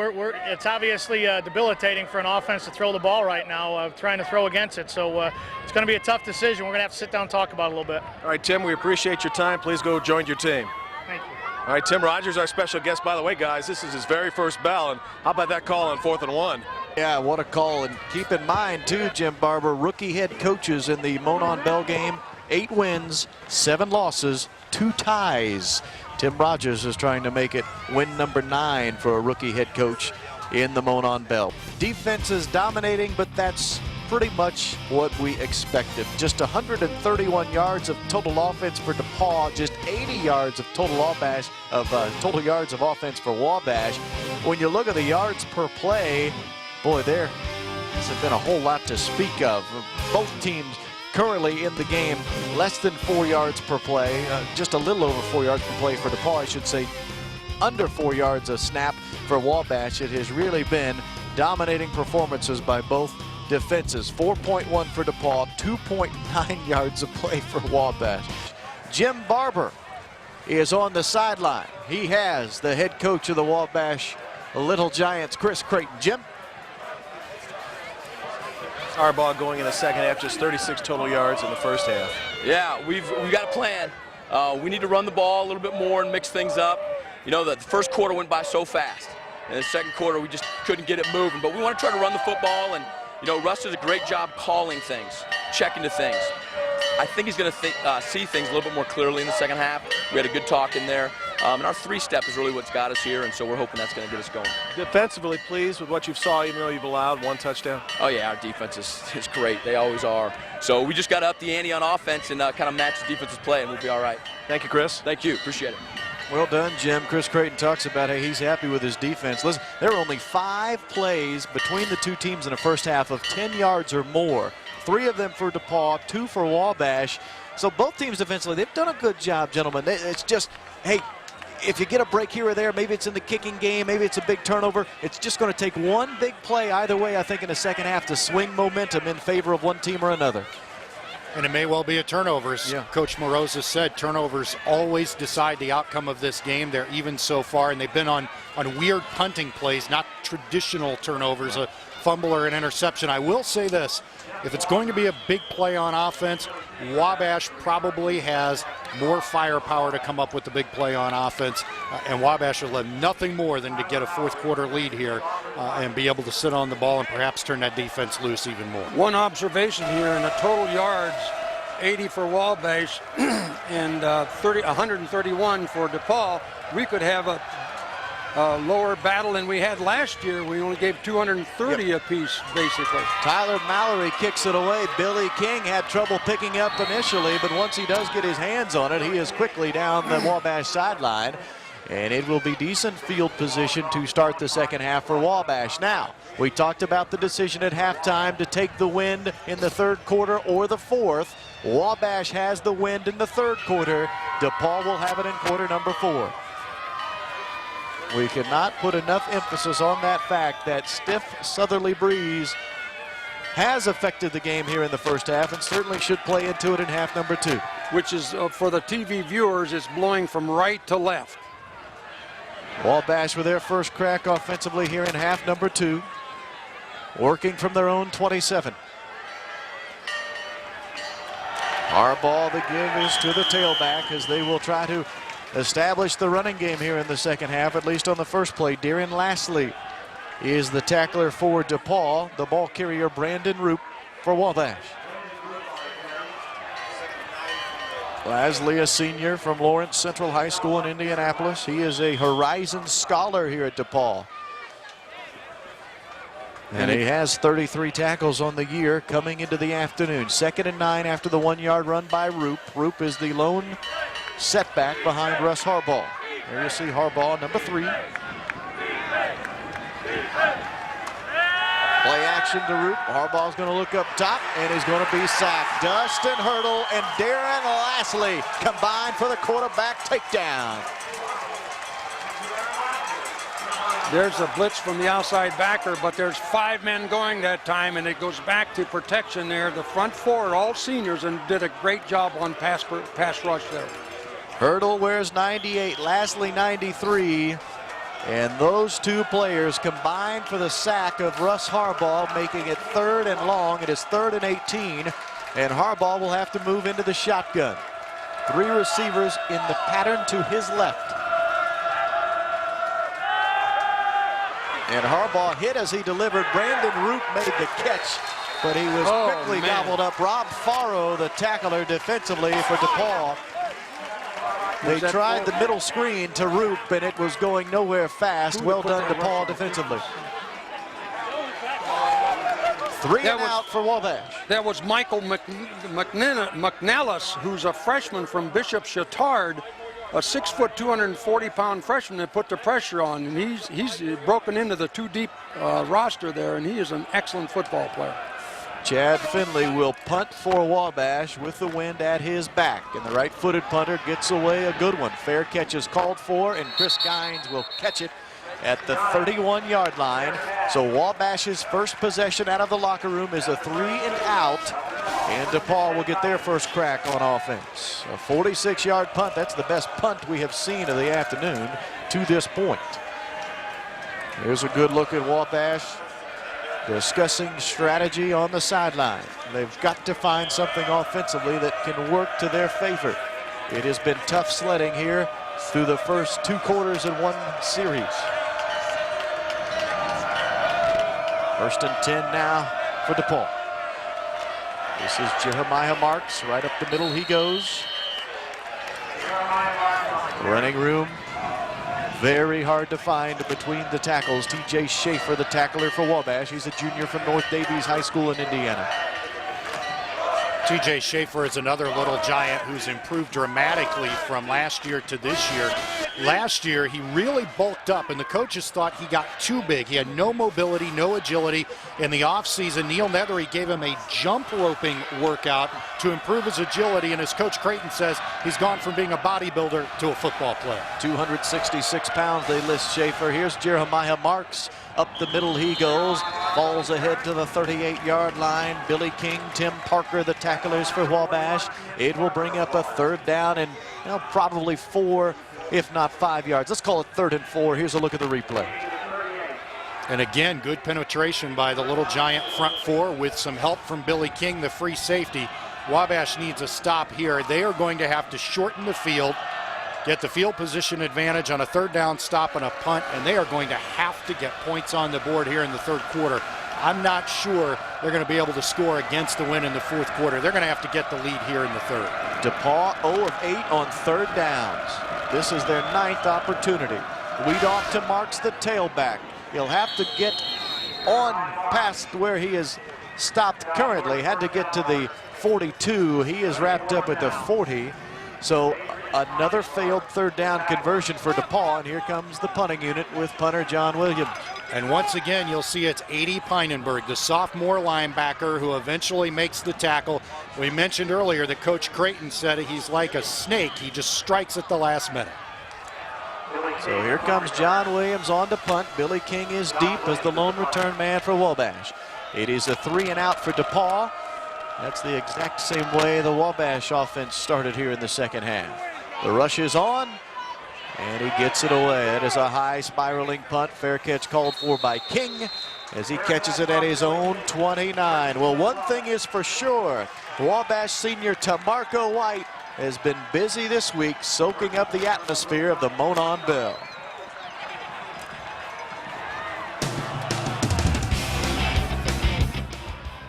Playing in front of 10,000 people, the atmosphere is so electric, and it just makes you want to play that much harder because there are a lot of people watching, and there are even people watching on television, and it's just so intense and so great to be a part of something such as the Monon Bell Classic. 1st and 10 from their own 29 for Wabash, and finally some running room. Not a lot of it, but certainly a little bit for the running game of Wabash. Another tackle by Chris Ogden is the ball carrier. Another tackle by Greg Sylvester, who is a nephew of my first quarterback here, in Robbie Doyle, in the 1981 game. And I saw him at halftime up here in the press box there, but he is a tenacious tackler. Coach Morosas, you were a winning coach in that first ever Monon Bell game back in 1981. Not that I need to remind you of that. I'm certain you'll never forget it. From the shotgun, Harbaugh. It is 2nd and 4 after the 6-yard run by Ogden. Back to the air go the Little Giants. Open receiver. Catch is made. And a little extra running room as well. Jeff Walker, the junior from Lake Central High School in northern Indiana, has a big 1st down gain, and they're into DePaul territory. And Rob, you've now seen the kind of passing attack that makes this the 3rd best passing team in Division III football. A short drop and a comeback route on the outside. Walker drives the defensive back off, comes back on a comebacker for a complete pass out in the right flat. It is a 23-yard passing play. Now 49 passing yards on the afternoon for Russ Harbaugh. And that looks like the Russ Harbaugh Wabash College fans have become accustomed to. 1st and 10, working from the 42 of DePaul. Man cover on the outside, 2 safeties on the hashes. And before they can run the play, penalty flags and whistles. And it is a delay of game against Wabash. That'll back him up 5 yards. We mentioned earlier, Russ Harbaugh has a lot of freedom at the line of scrimmage. As Coach Creighton mentioned in the halftime interview, Russ checks off a lot. He hoped that he would be able to read some things a little bit better. But one of the things that does lead to from time to time is that delay of game penalty. 2nd penalty of the game for Wabash. Both teams this afternoon have had 2 penalties apiece. It has been a very cleanly played game. We are under 9 minutes to play in the third quarter. 7-3 in favor of DePaul. Wabash driving, now 1st and 15. From the shotgun again, Harbaugh play action. He'll go up top again, and he'll be flushed from the pocket, and Dustin Hurdle is once again harassing the Wabash quarterback. Hurdle's been all over the field here in the second half. And the defense did a great job of recognizing the screen pass coming up there, and there were 3 or 4 defenders over there, and that's why Harbaugh did the right thing. The only thing he could do was tried to chip him and double team him, but Hurdle broke right through it from the right defensive end position and comes up with his second sack unofficially on this afternoon. That was a combination of a rush and good coverage on the screen, recognizing the screen. Now Wabash is going backwards, 2nd and 21. Harbaugh's going to roll left to try to get out of some pressure.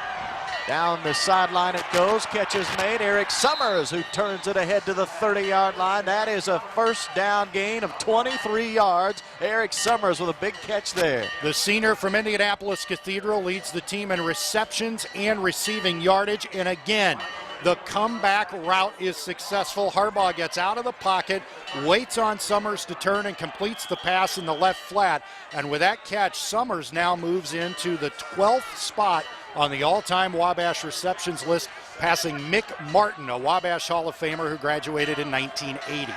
24 passing yards at halftime for Russ Harbaugh. He's nearly tripled that. He's at 71 yards now for the game.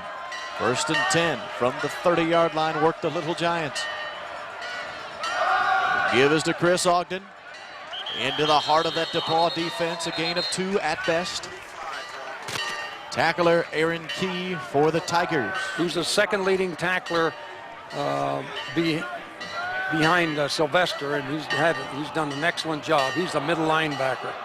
Key did not play last year in the Monon Bell game. An elbow injury kept him out of that contest. Talk about an athlete. He is the high school record holder in the 400-meter dash at his former high school, Castle High School down in Evansville. Under 7 minutes to play third quarter. Wabash on the move. It is 2nd and 9. Harbaugh again from the shotgun. And he's going to throw it away. He tried at the last second to try to sneak a pass over the top to Ray Green, but probably best that that ball ends up incomplete. It'll bring up 3rd and 9. 17 seniors on this Wabash team, 22 for DePaul. All 39 combined, wishing one thing, to take home that Monon Bell when the day is done.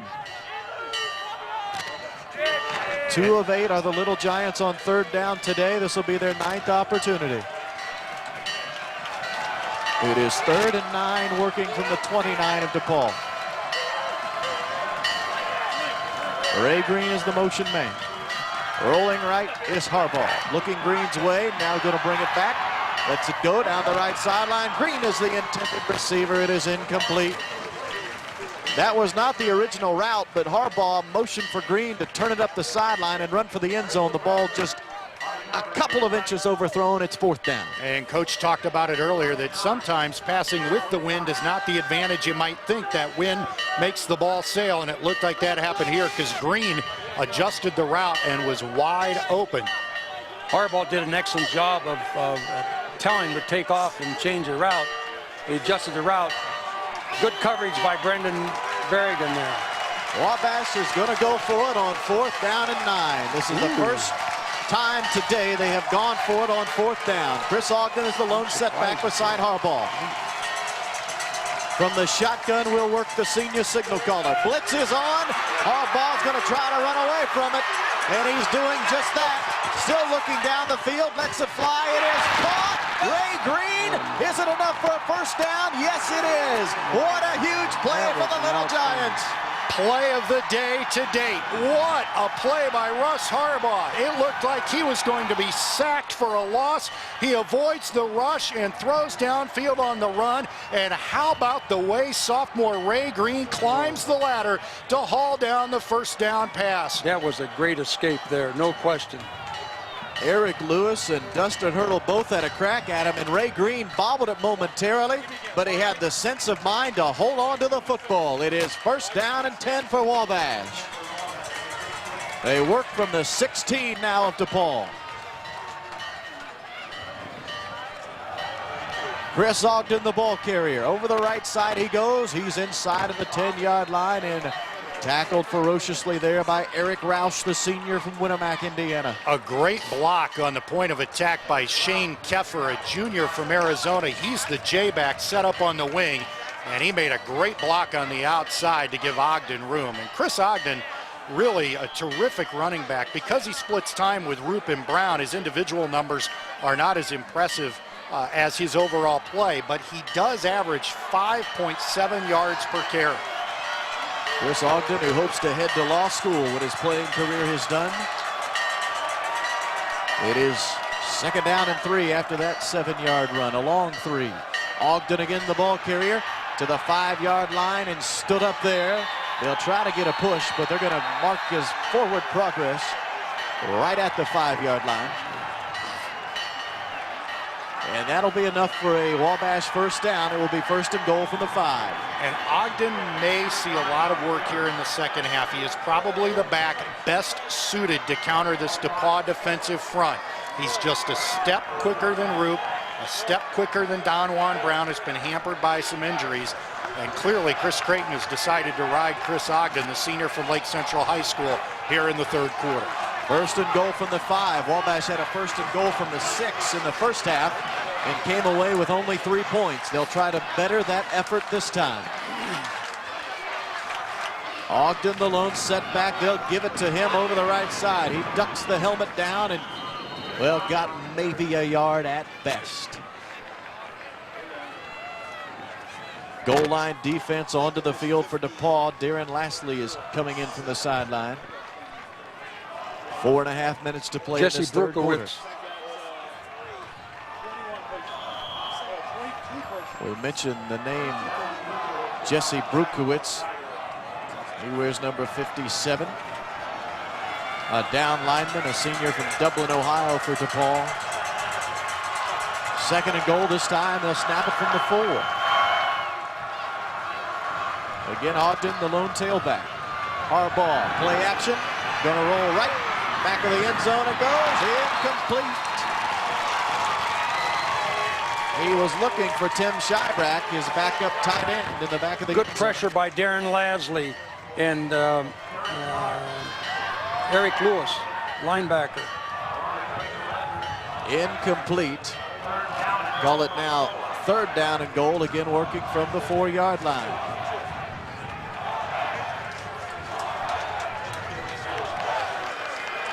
So let's see what Wabash will do here. Russ Harbaugh motioning to the Wabash crowd to tame it down just a little bit so he can mark the signals. Fumbled the snap. It's still loose on the field. And DePaul picked up. They're going to call it dead. They're going to call it dead. Harbaugh fumbled the snap. He had his knee on the ground to say the officials when he grabbed possession of the football. So they mark it down. And boy, Wabash dodges a huge bullet there. That would have been a 95-yard fumble return for a touchdown. His knees. He didn't have control of the ball at all, really. And if that play is not blown dead, Curran Clark goes 95 yards for a touchdown. Instead, it is 4th and goal, working from now the 5-yard line. Harbaugh in the shotgun. Wabash 1 of 1 on 4th down plays today. Option right, kick it to Ogden, touchdown Wabash. First time this afternoon, Joe, we've seen option and a perfect time to call it for Wabash. And Wabash has used it throughout the season in this situation. They go to a 4-wide shotgun set, spread out the defense. Harbaugh takes the snap, waits a beat, and on the option pitch to Ogden, and he goes in untouched. Perfect play call on 4th down, and the Little Giants get that desperately needed go-ahead score in the 3rd quarter with a wind at their backs. Great blocking up front from Will Surtan and Brandon Barkley. The extra point try is up and good by Chad Finley, and Wabash has the lead, 10-7. 3:11 to play in the 3rd quarter. You're watching the 112th Monon Bell Classic on LaCie Sports.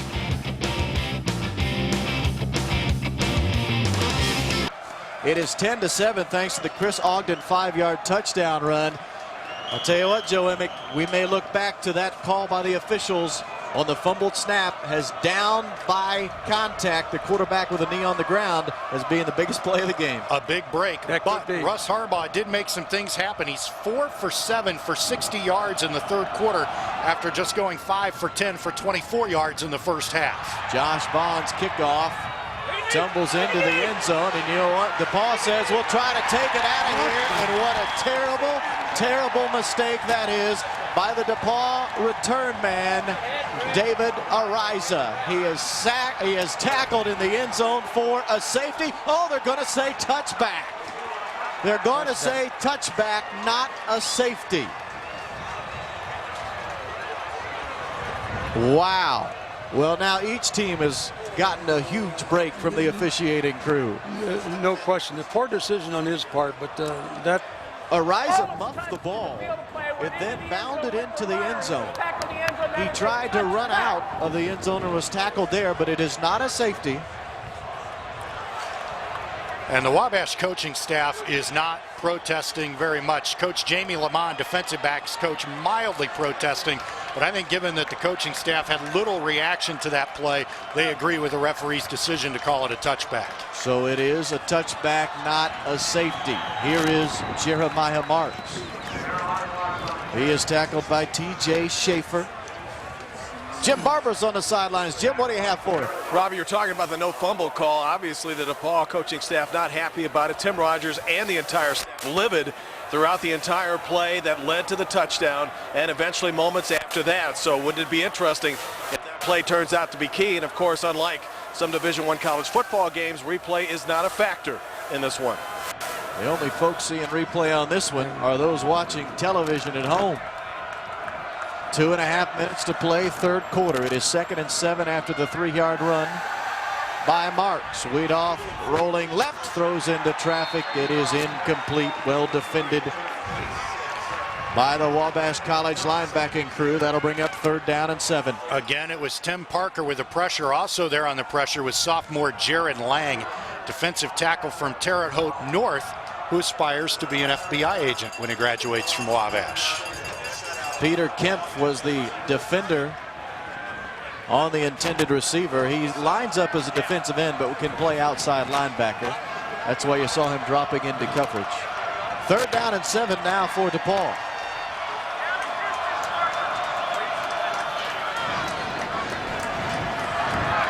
And Weedoff is going to change the play here at the line of scrimmage. He's going to run out of time. Play clock is at 1. They snap it in time. Jeremiah Marks is nowhere close to the 1st down yardage needed. Sam Fry, the sophomore from Logansport, on the tackle for Wabash. And that brings up 4th down. And here comes the punting unit for the DePaul Tigers. Sam Fry is a backup defensive lineman. Going back to that fumble in the replay, it's obvious that he never had control of the ball, so that's going to be crucial. He never had control of the ball. His knees had nothing to do with it because the ball was moving the whole time. John Williams on to punt again for DePaul. And he gets his leg into this one. A fair catch is called for, and it is handled. Jeff Walker on the catch for Wabash. And it will be 1st and 10 from the 45 for the Little Giants. And even though this is the 3rd quarter with 1:40 to go, this might be hurry-up offense time. If I'm Coach Chris Creighton, I want to try to get one more score on the board while I have the wind at my back and extend this 3-point lead. 100 seconds exactly remaining here in quarter number 3. Into the shotgun formation immediately goes Russ Harbaugh.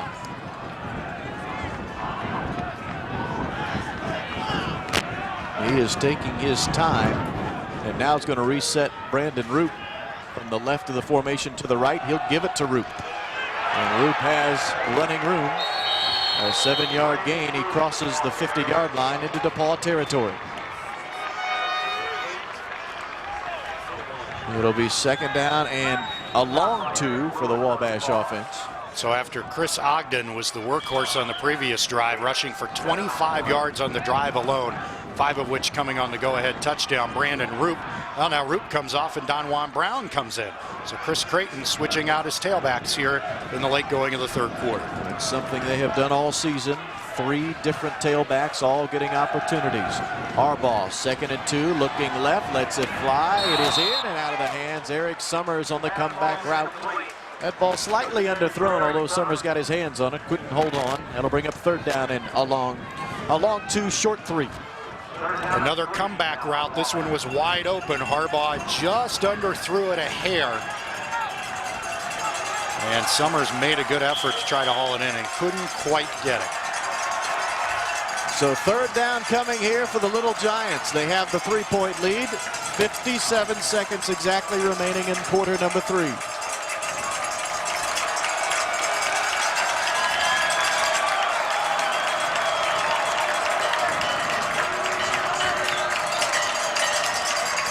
Here's the snap on 3rd and 2. Stop route. Easy throw and catch. That is a 1st down. Jeff Walker, the slot receiver, moves the chains for Wabash.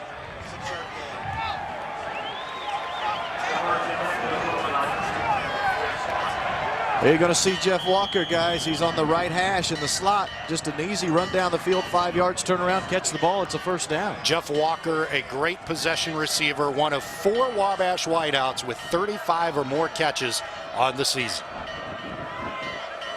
Clock now ticking at 35 seconds and counting.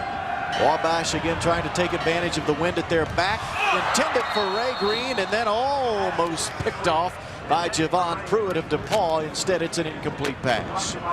And again, I think we see the wind at Wabash's back hurting the passing game. That ball really sailed on Harbaugh. But again, the comebacker route on the boundary is open. So the Little Giants have some routes open on the edges. Harbaugh just misfiring a bit, trying to get it to Ray Green. The defense is going to have to step up. DePaul's defense is going to have to step up and stop them before the change of field position. 28.9 seconds. All it remains now in quarter number 3. It is 2nd down and 10 after the misfire by Harbaugh. He wanted the split-in screen, but is not going to get it. He instead is going to be sacked. Curran Clark, the strong safety on the blitz, comes up with a QB stop for DePaul. That was Curran Clark from St. Louis John Burroughs High School. Clark was coming on the safety blitz all the way, and that is the final play of the 3rd quarter. It is 10-7.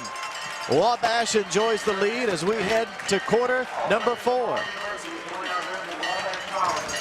As we begin to prepare for the 4th quarter, let us throw it down to Jim Barber.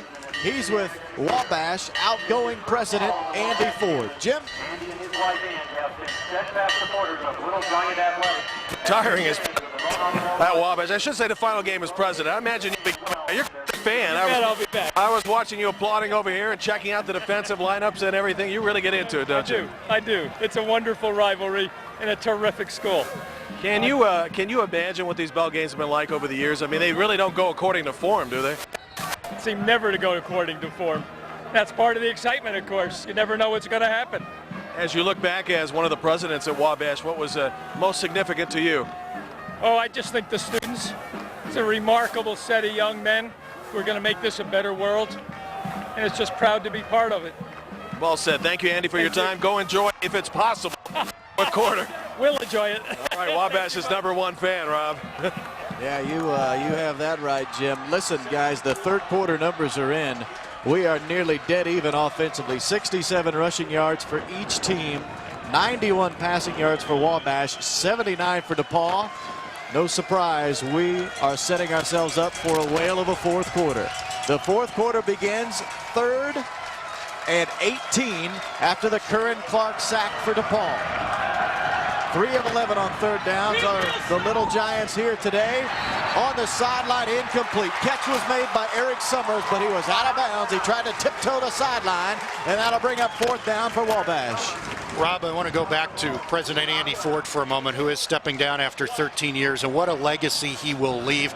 He engineered the largest capital campaign in school history.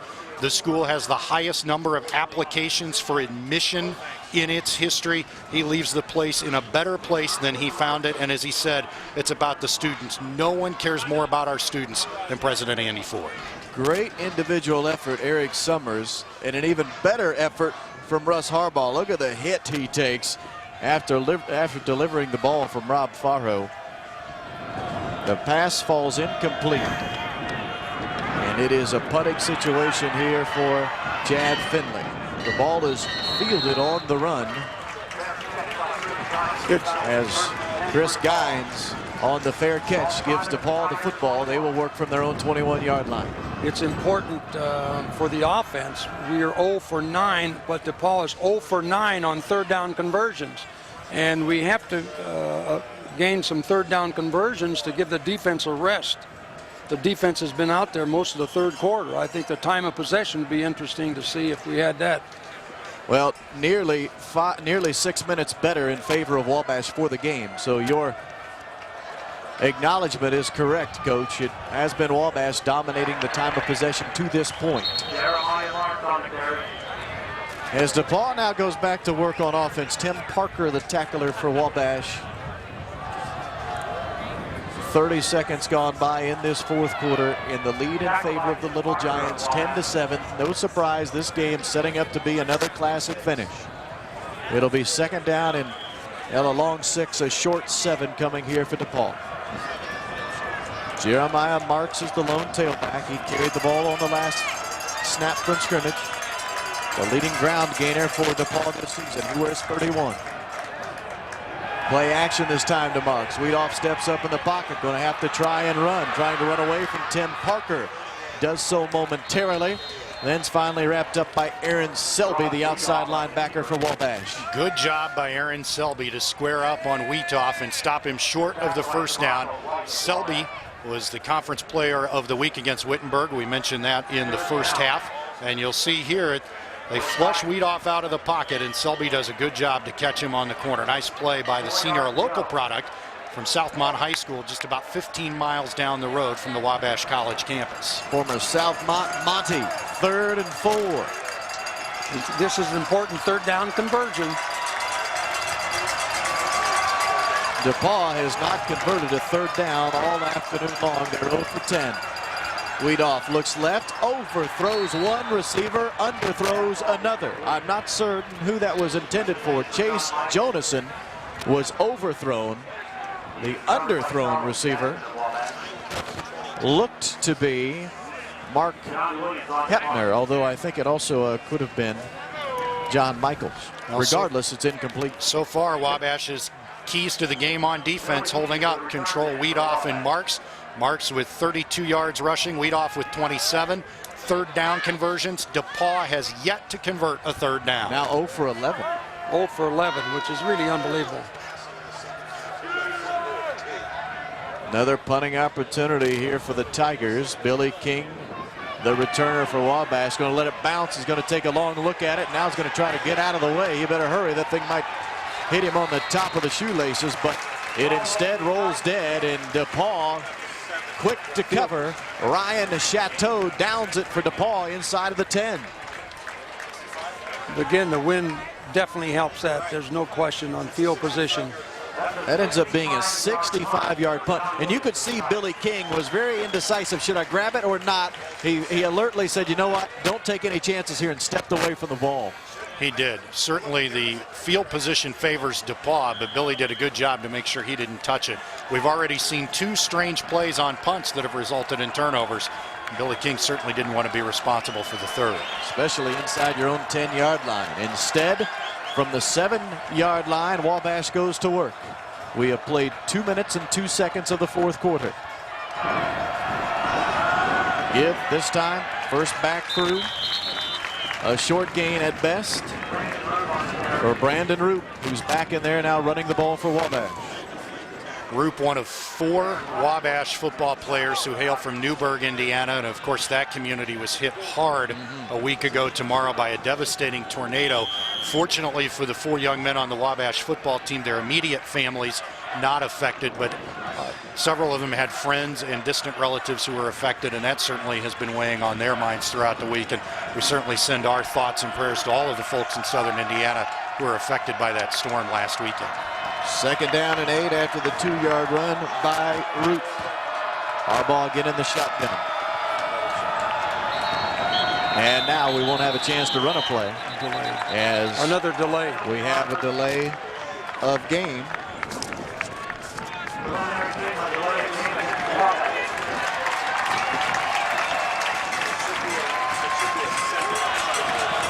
While we have a break in the action, Chris Creighton had a few thoughts about his senior quarterback, Russ Harbaugh, when we talked to him earlier in the week.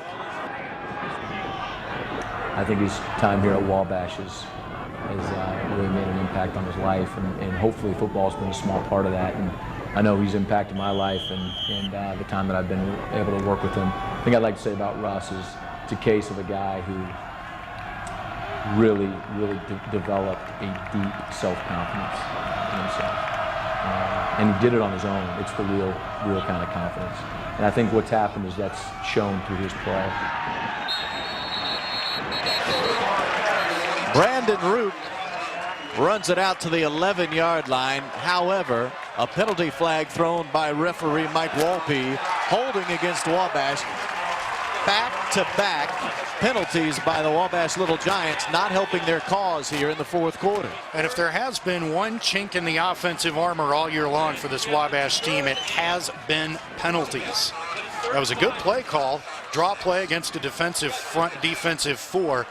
But the holding penalty will wipe out the run for positive yardage by Brandon Root. Talk about the penalties for the Little Giants. They have had 58 penalties coming into today. I believe that one was their 4th. So over 60 penalties now through 9 games. The one thing that's been a little chink in the armor, as I said, on this Wabash offense. Holding. Watch out, man. Number 60 has to listen to the goal line. Still 2nd down.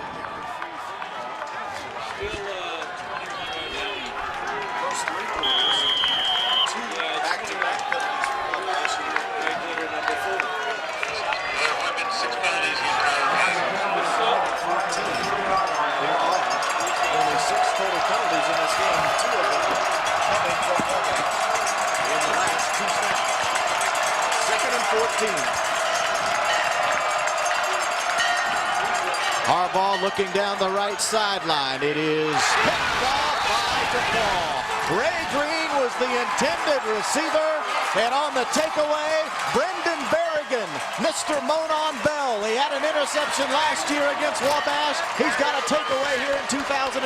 All day long, he's doing a great job in coverage, and that was perfect position. Here's the replay. In Wabash's behalf, but really it's not bad to do to throw the deep one because it's like a punt. He may not have punted it that far. You understand what I'm saying? Sure. And it's not a bad decision to throw it, but great interception. Well, 2 straight penalties, then an interception for Wabash offensively. This one gives DePaul possession of the football at the 33 of Wabash. Jeremiah Marks is stopped for a 3-yard loss. Adrian Heinenberg was the first man to reach him. Jared Lang cleaned it up for Wabash. What a great play by Adrian Heinenberg. He forced the pitch, and then Jared Lang was there to finish off the tackle. And again, Wabash continues to do a terrific job against this DePaul rushing attack.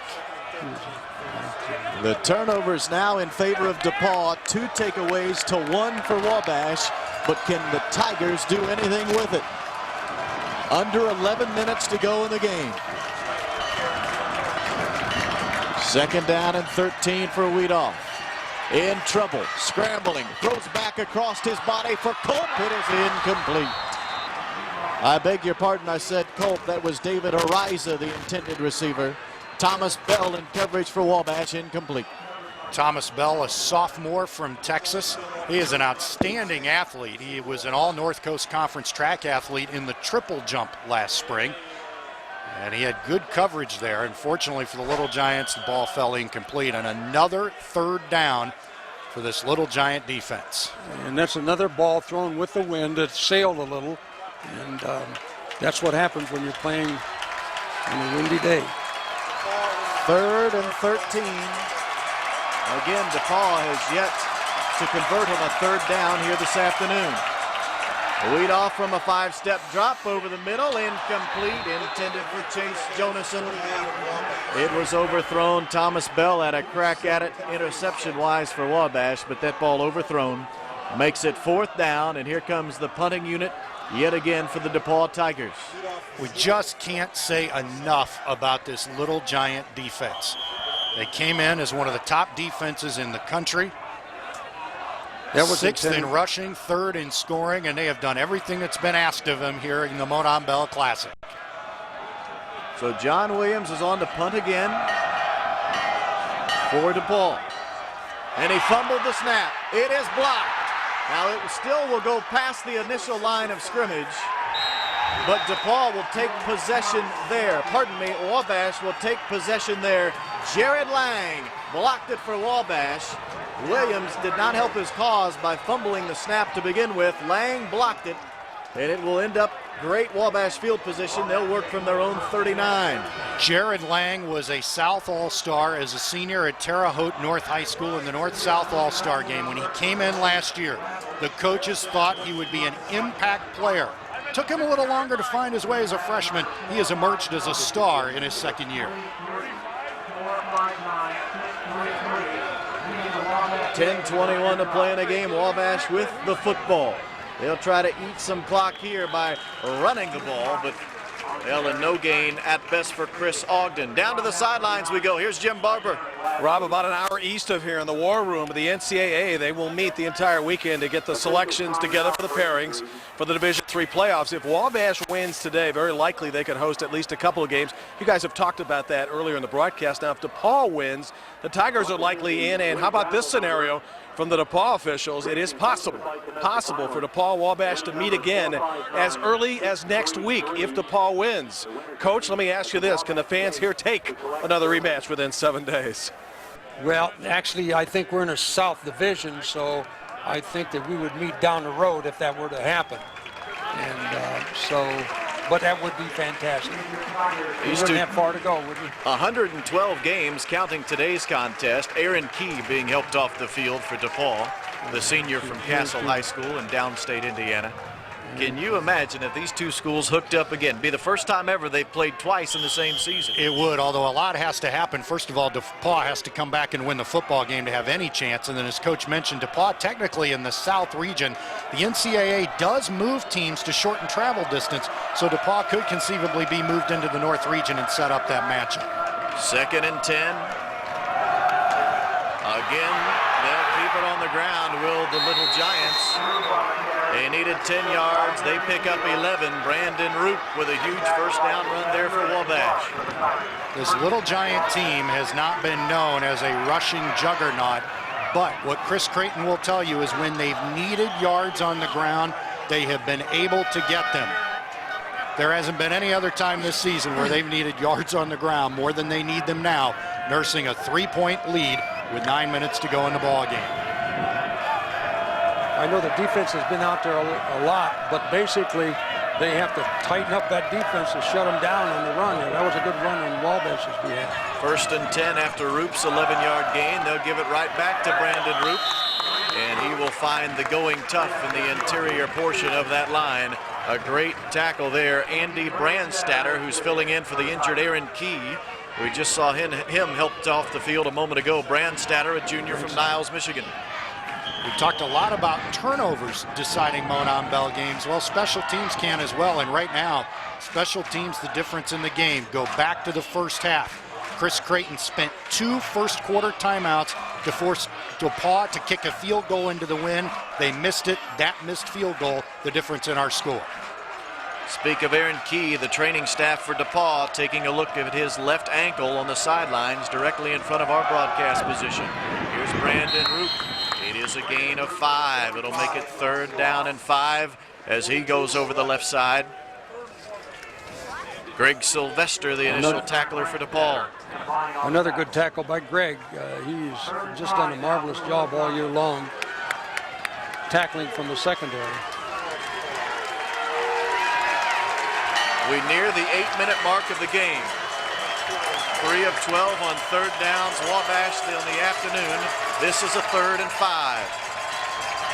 Harbaugh's going to change the play here from the line of scrimmage. He works from the shotgun. Now he's going to change it again. He's going to move up under center. Jake Keeneman, the center, now is going to take a timeout. He moved up under center, Jake Keeneman, after being in the shotgun formation. Play clock was running down. And Russ Harbaugh says, you know what, let's take a timeout.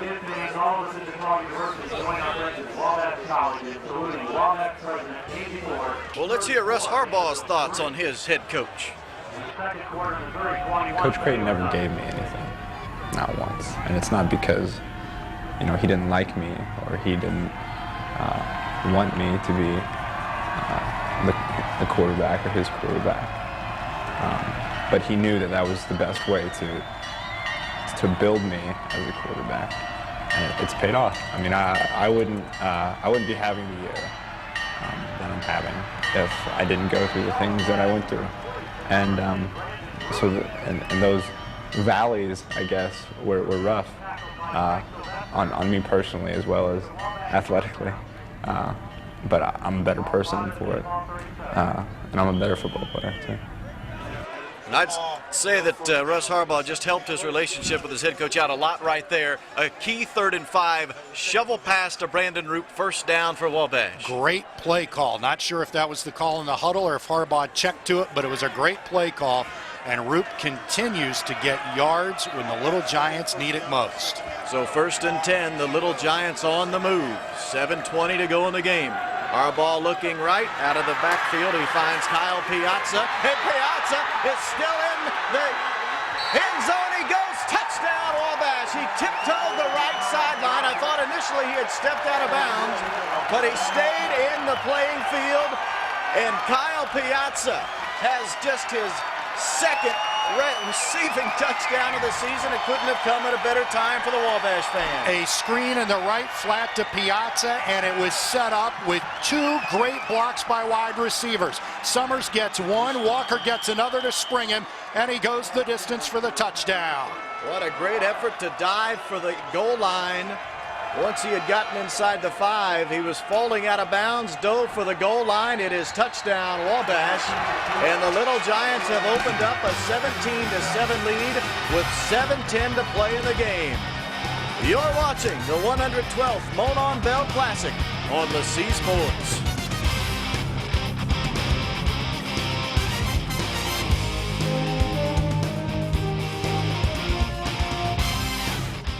So the junior from Jeffersonville, Kyle Piazza, his second receiving touchdown of the season, is a huge one. It gives Wabash a 17-7 2-score advantage with 7:10 to play in the game. And Russ Harbaugh now with 136 yards passing, 2,922 for the season. That is the second best single season passing total in Wabash history, moving past Jake Knott's 2001 season of 2,908 yards. Piazza almost stepped out of bounds on that right sideline, but kept his balance and took it to the house. And now it's a 10-point advantage for Wabash. DePaul will have good field position here. From their own 35 they will work, but they will need to work in a hurry. Coach Morosis is trailing by 2 scores with just 7:05 to play. No question, Rob. They have to convert some 3rd down plays, so to give the defense a rest, really, and the offense has to move the football. You saw the scoring drive, 37 yards, the actual scoring play. Russ Harbaugh to Kyle Piazza. And who knows, that score right there could prove to be the difference. To the air goes Ross Weedhoff. His pass is caught. That is Brian Polk on the receiving end. The first completed pass in the second half for Ross Weedhoff. And the first down also. Yeah, and as you said, Coach, the first down as well. Only 19 yards of second half offense for DePaul before this play right here. Brian Culp's 12-yard reception gives DePaul 31 yards of total offense here in the second half. 164 for Wabash. Weedhoff again to the air. Right side, catch made, again Brian Culp. He has been a busy receiver this afternoon for the DePaul Tigers, another first down. 2 well-executed plays between Ross and Brian here, who have been playing football together since the 4th grade, which is really unbelievable. But there were 2 excellent plays and 2 excellent catches there. Both graduates of Seymour High School. And the ball is now quickly, after just 2 pass plays, into Wabash territory at the 40-yard lines. They complete those 2 passing plays in under 15 seconds. Only 6:55, however, remains on the clock. Rudolph with play action. Up top for Pope. It is poked away. A good job defensively. In the secondary, the Wabash Little Giants, Chad Peterman, who made a big play early in the game, comes up with a big play here. Freshman from Roncalli High School. We know what kind of program Roncalli has. In fact, Chad's younger brother played in last night's game that you had, Rob, in the regional final against Greenwood. He has seen more time as the season has progressed, and he's a young man that this Wabash coaching staff sees as a real impact player in the defensive secondary. His younger brother is Tyler Peterman, playing currently at Roncalli High School. 2nd and 10 after the breakup. Lead off. Has to avoid one would-be sacker. Up top he goes, and he overthrows the intended receiver, John Michaels, the senior from Indianapolis Pike High School. He had a step on the defender, but the ball is overthrown. Jared Lang and TJ Schaefer had pressure and rushed the throw. And this is a situation the defensive coordinator, Neil Nethery, wanted to have. A lead for the Little Giants, a situation in which DePaul was forced to pass, and an opportunity for Wabash to bring a little more heat, perhaps blitz Ross Wheatoff. The plan was not to blitz him early on, but if they ended up with the lead, they were going to turn the dogs loose on that defensive front. So Wheatoff will face a 3rd and 10. DePaul has yet to convert the 3rd down today. 0 for 11. Desperately needed here. Wheatoff on a 5-step. Underneath catch made Jonason. It will not be enough for a 1st down. It's a gain of 3 at best. It'll be 4th and 7. How about the play of Tim Parker? He didn't play as a freshman. He was the backup to All-American Nathan Boulay. Didn't play as a sophomore due to injury. Didn't play as a junior due to injury. And today he's been one of the stars of the game for this Wabash defense. And a big day for him. His father here today to see him play football for just the 2nd time in his life. 3 of 3. The DePaul Tigers on 4th down this afternoon. This is a 4th and 8, they'll call it. Here comes the blitz. Wheatoff stands in there, delivers a strike. The catch is made. Chris Gines, a 1st down for DePaul.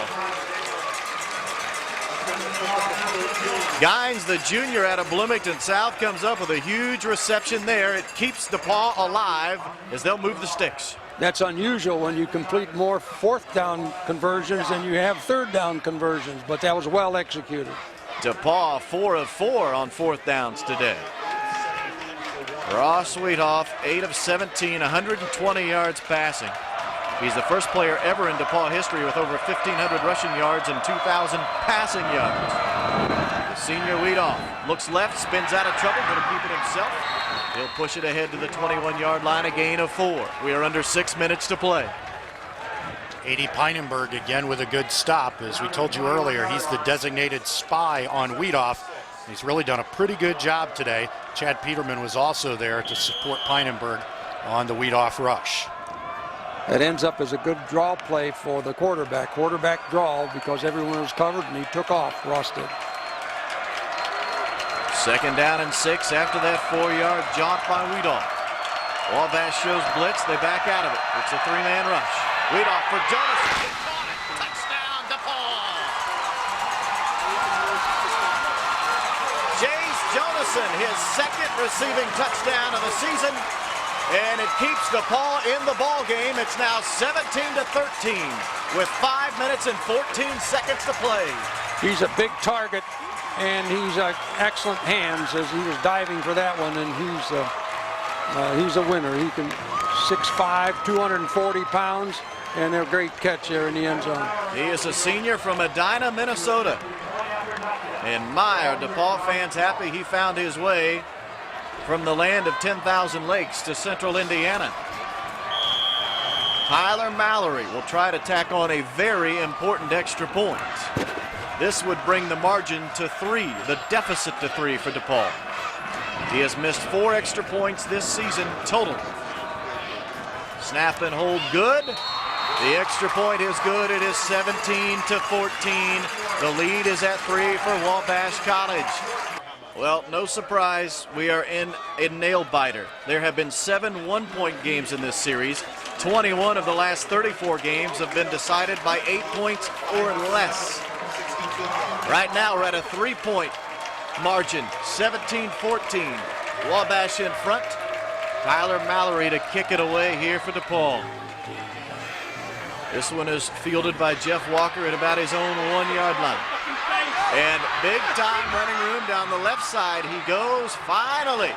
After a beautiful return, we'll give Wabash excellent field position at the 48. What a great return and a much needed one from Jeff Walker. DePaul kicking with the wind, you assume they have a pretty good chance to kick it through the end zone for a touchback, but it comes short of the goal line. Walker returns it up the left sideline. Walker, a good return man. In the game against Oberlin at midseason, he tied a Wabash record with a 93-yard punt return for a touchdown.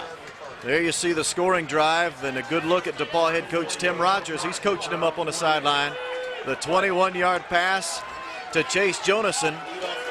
The touchdown scoring play for DePaul. 5 of 7 passing was Ross Weedoff in that scoring drive. 5:06 to play in the game.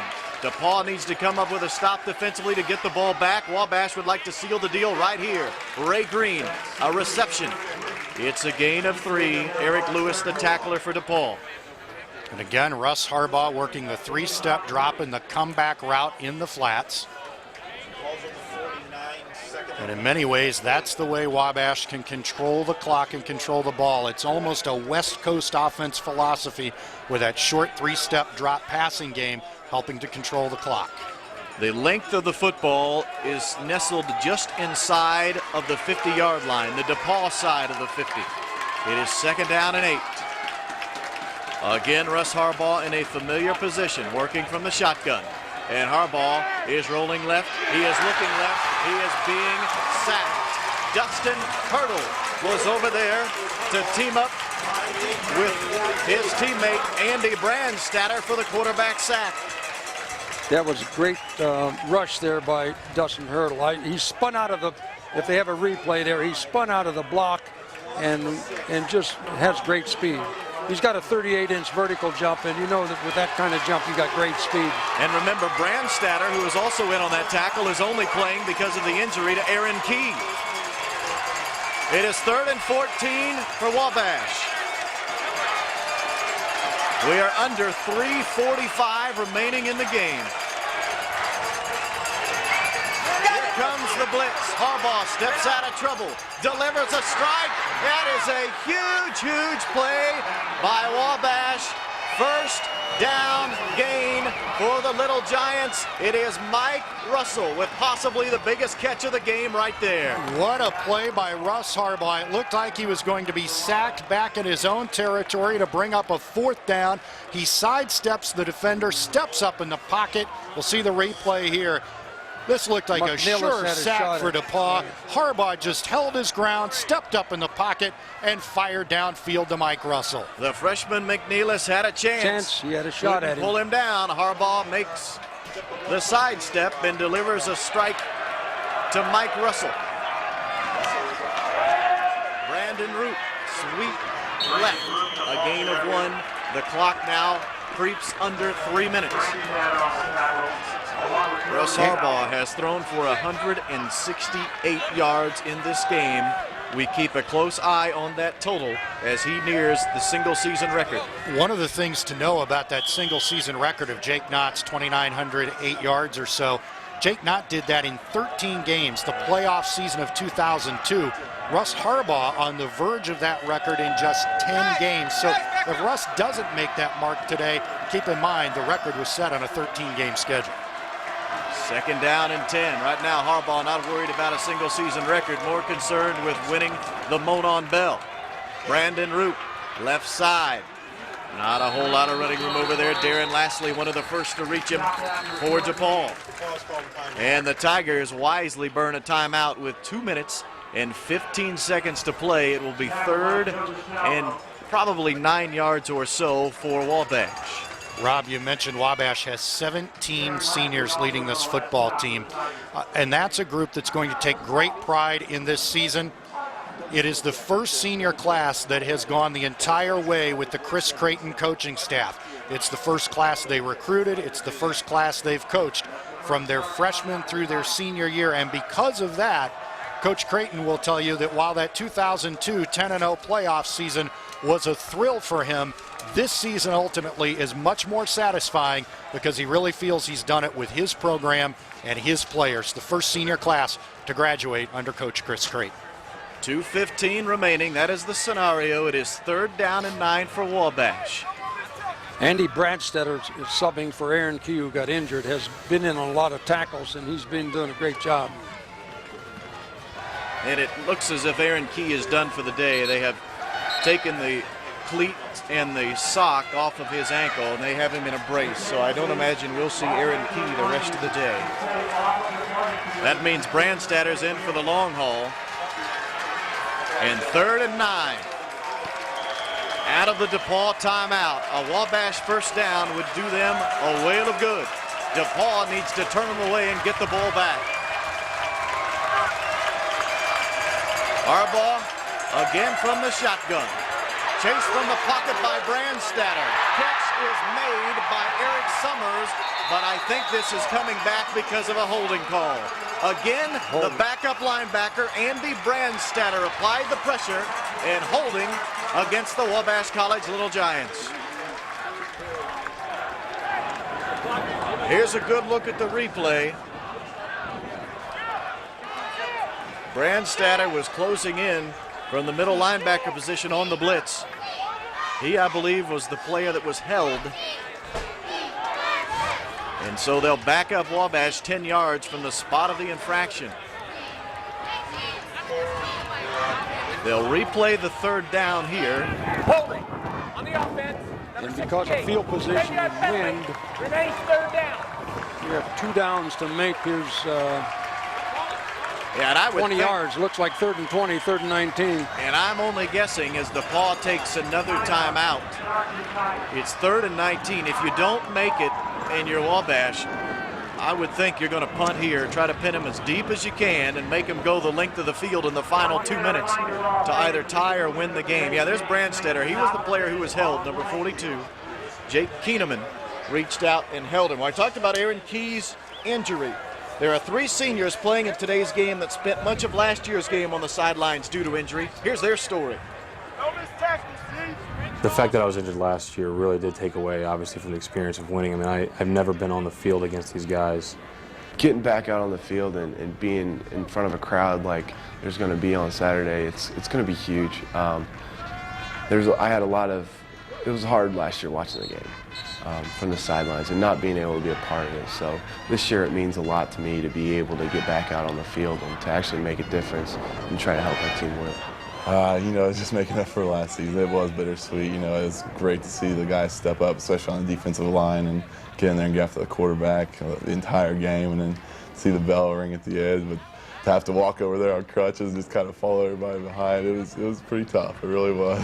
So, and I sat out my sophomore year due to injury too. I haven't really seen the field since freshman year, other than those first 2 series last year. So it means a great deal to me this year to actually be able to be a part of the running over there and just swallowing up the bell, with everybody and just getting all pumped up. So it'll be good. No crutches this year. 3rd down and 19 out of the DePaul timeout. This may be the biggest 3rd down of the game. Harbaugh will roll right. He will let it fly. Catch made. Ray Green, but it is not nearly enough for a first down. They needed 19. It will be a gain of 10. That'll make it 4th down and 9. Now if you're Chris Creighton, Joe Emick, do you punt it away, try to pooch punt it, or do you go for it on 4th down? I think you go for it here on 4th down. You don't attempt a field goal into the wind from this distance.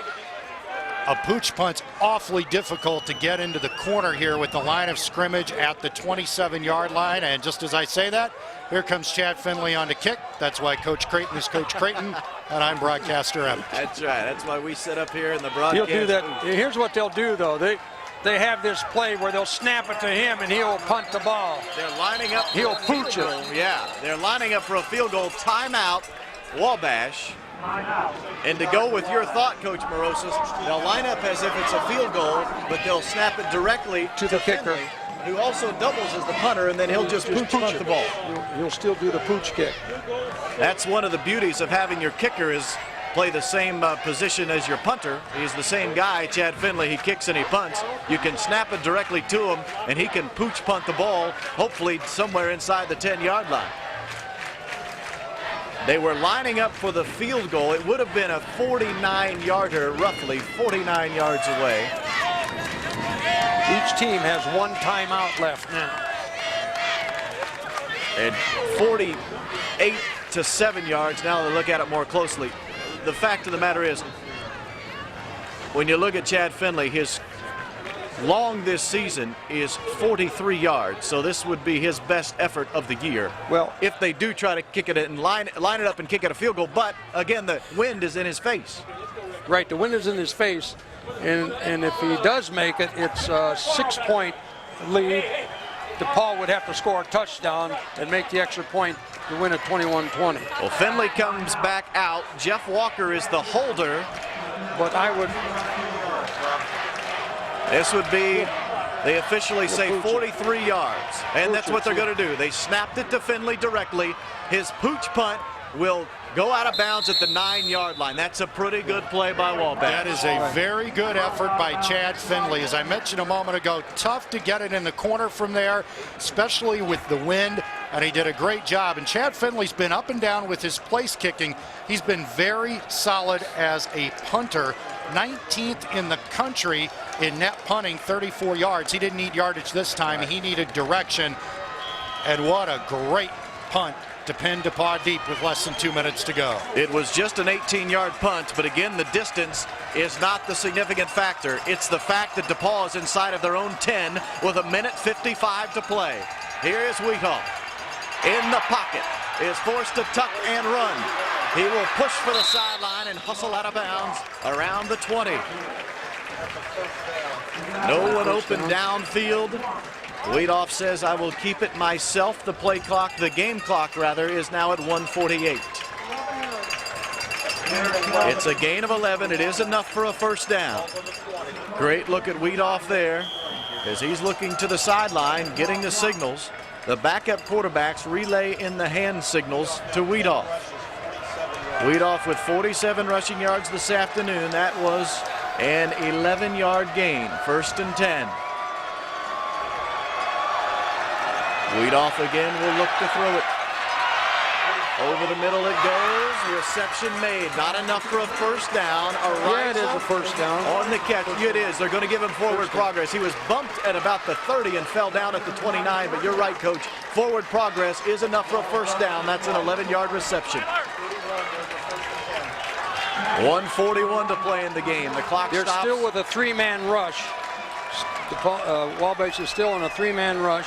They stopped the clock only to move the chains. Weedoff with plenty of time against this 3-man rush. Lets it fly. It is over the head of Brian Culp, incomplete.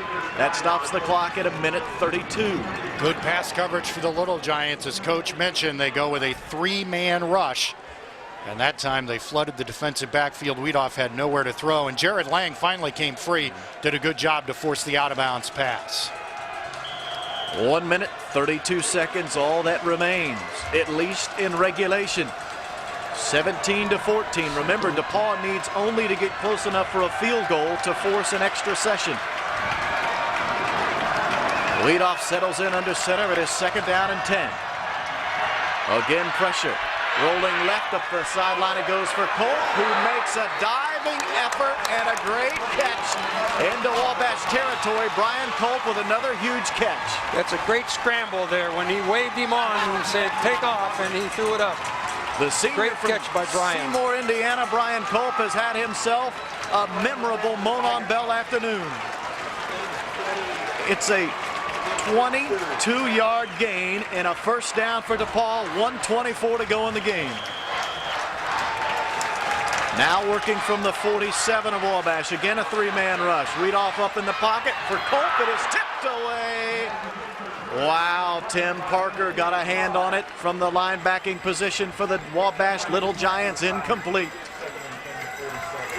1:16 to play. Once again, Wabash getting a little bit of pressure, just enough to force Weedoff to rush his throws.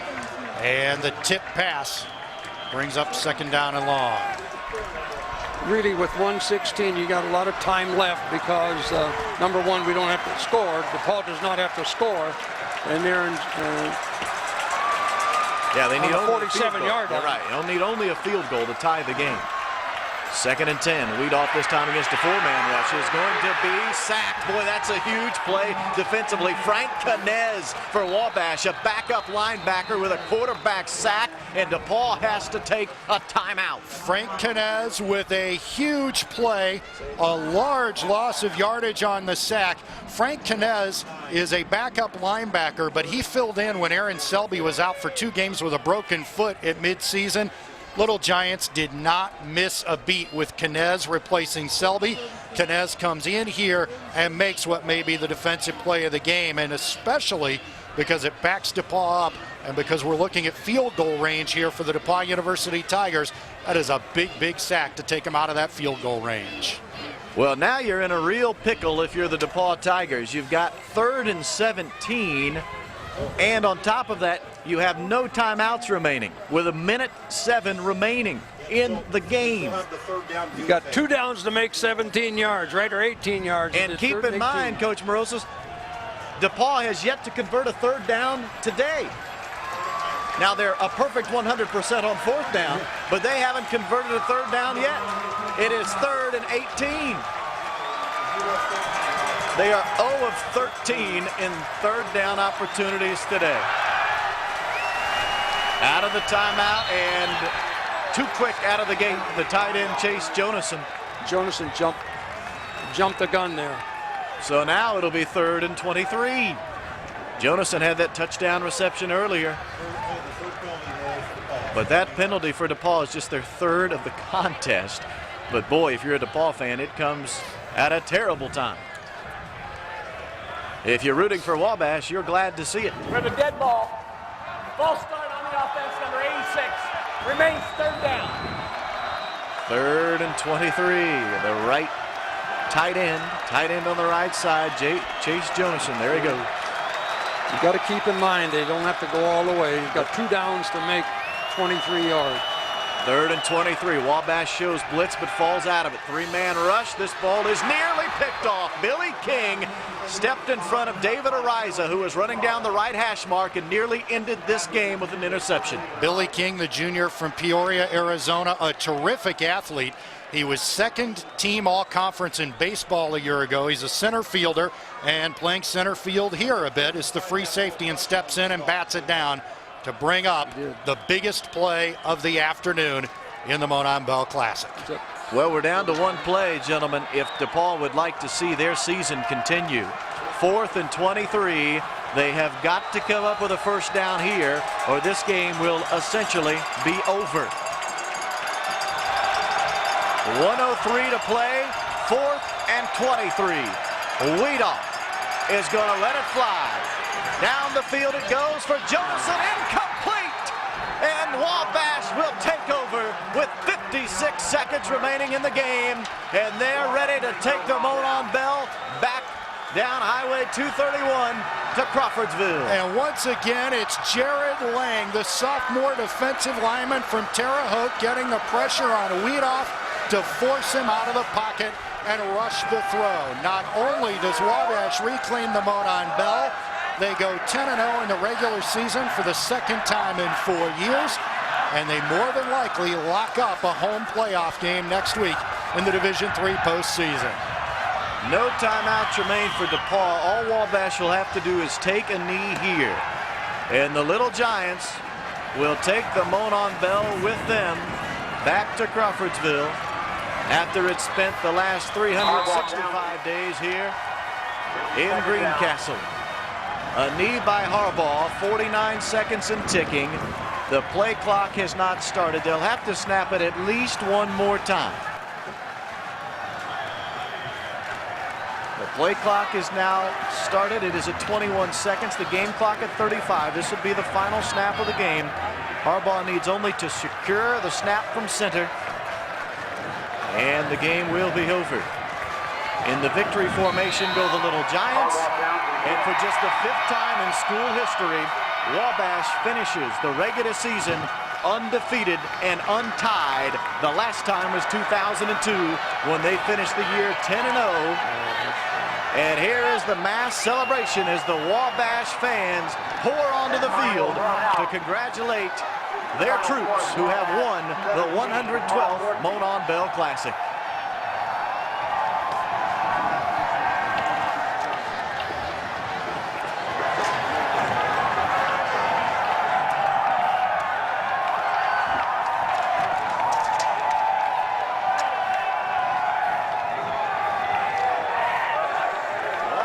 College has moved ahead in the all-time Monon Bell Classic Series. 52 wins for Wabash, 51 for DePaul, 9 ties. Jim Barber is with the winning quarterback, Russ Harbaugh. They're tough. They played tough D. They have good corners. We came in the game, thinking that if they were going to stop us, it wasn't going to be for 4 quarters. That's what ended up happening. We didn't put up a lot of points.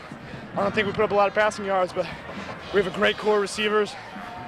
We do things right, and we got it done. So, yeah, comebacks were big second half. It's a necessary question, but how does it feel to take the bell back to the campus? It's awesome. It's really awesome. It's really awesome to make up for last year and to be included with 2 other 10-0 teams at Wabash College means a great deal, and that bell's gonna sound so sweet tonight. I think Russ Harbaugh summed it up well right there. Not in what he said, but the look on that young man's face, the emotional look as he nearly brought to tears, that excited about the fact his team has once again captured the Monon Bell. Chris Creighton, the winning head coach, he's with our Jim Barber. Chris and I last year, Rob, spoke in Crawfordsville. He was very gracious after the loss when they were unable to get the bell then. So the emotions changed today.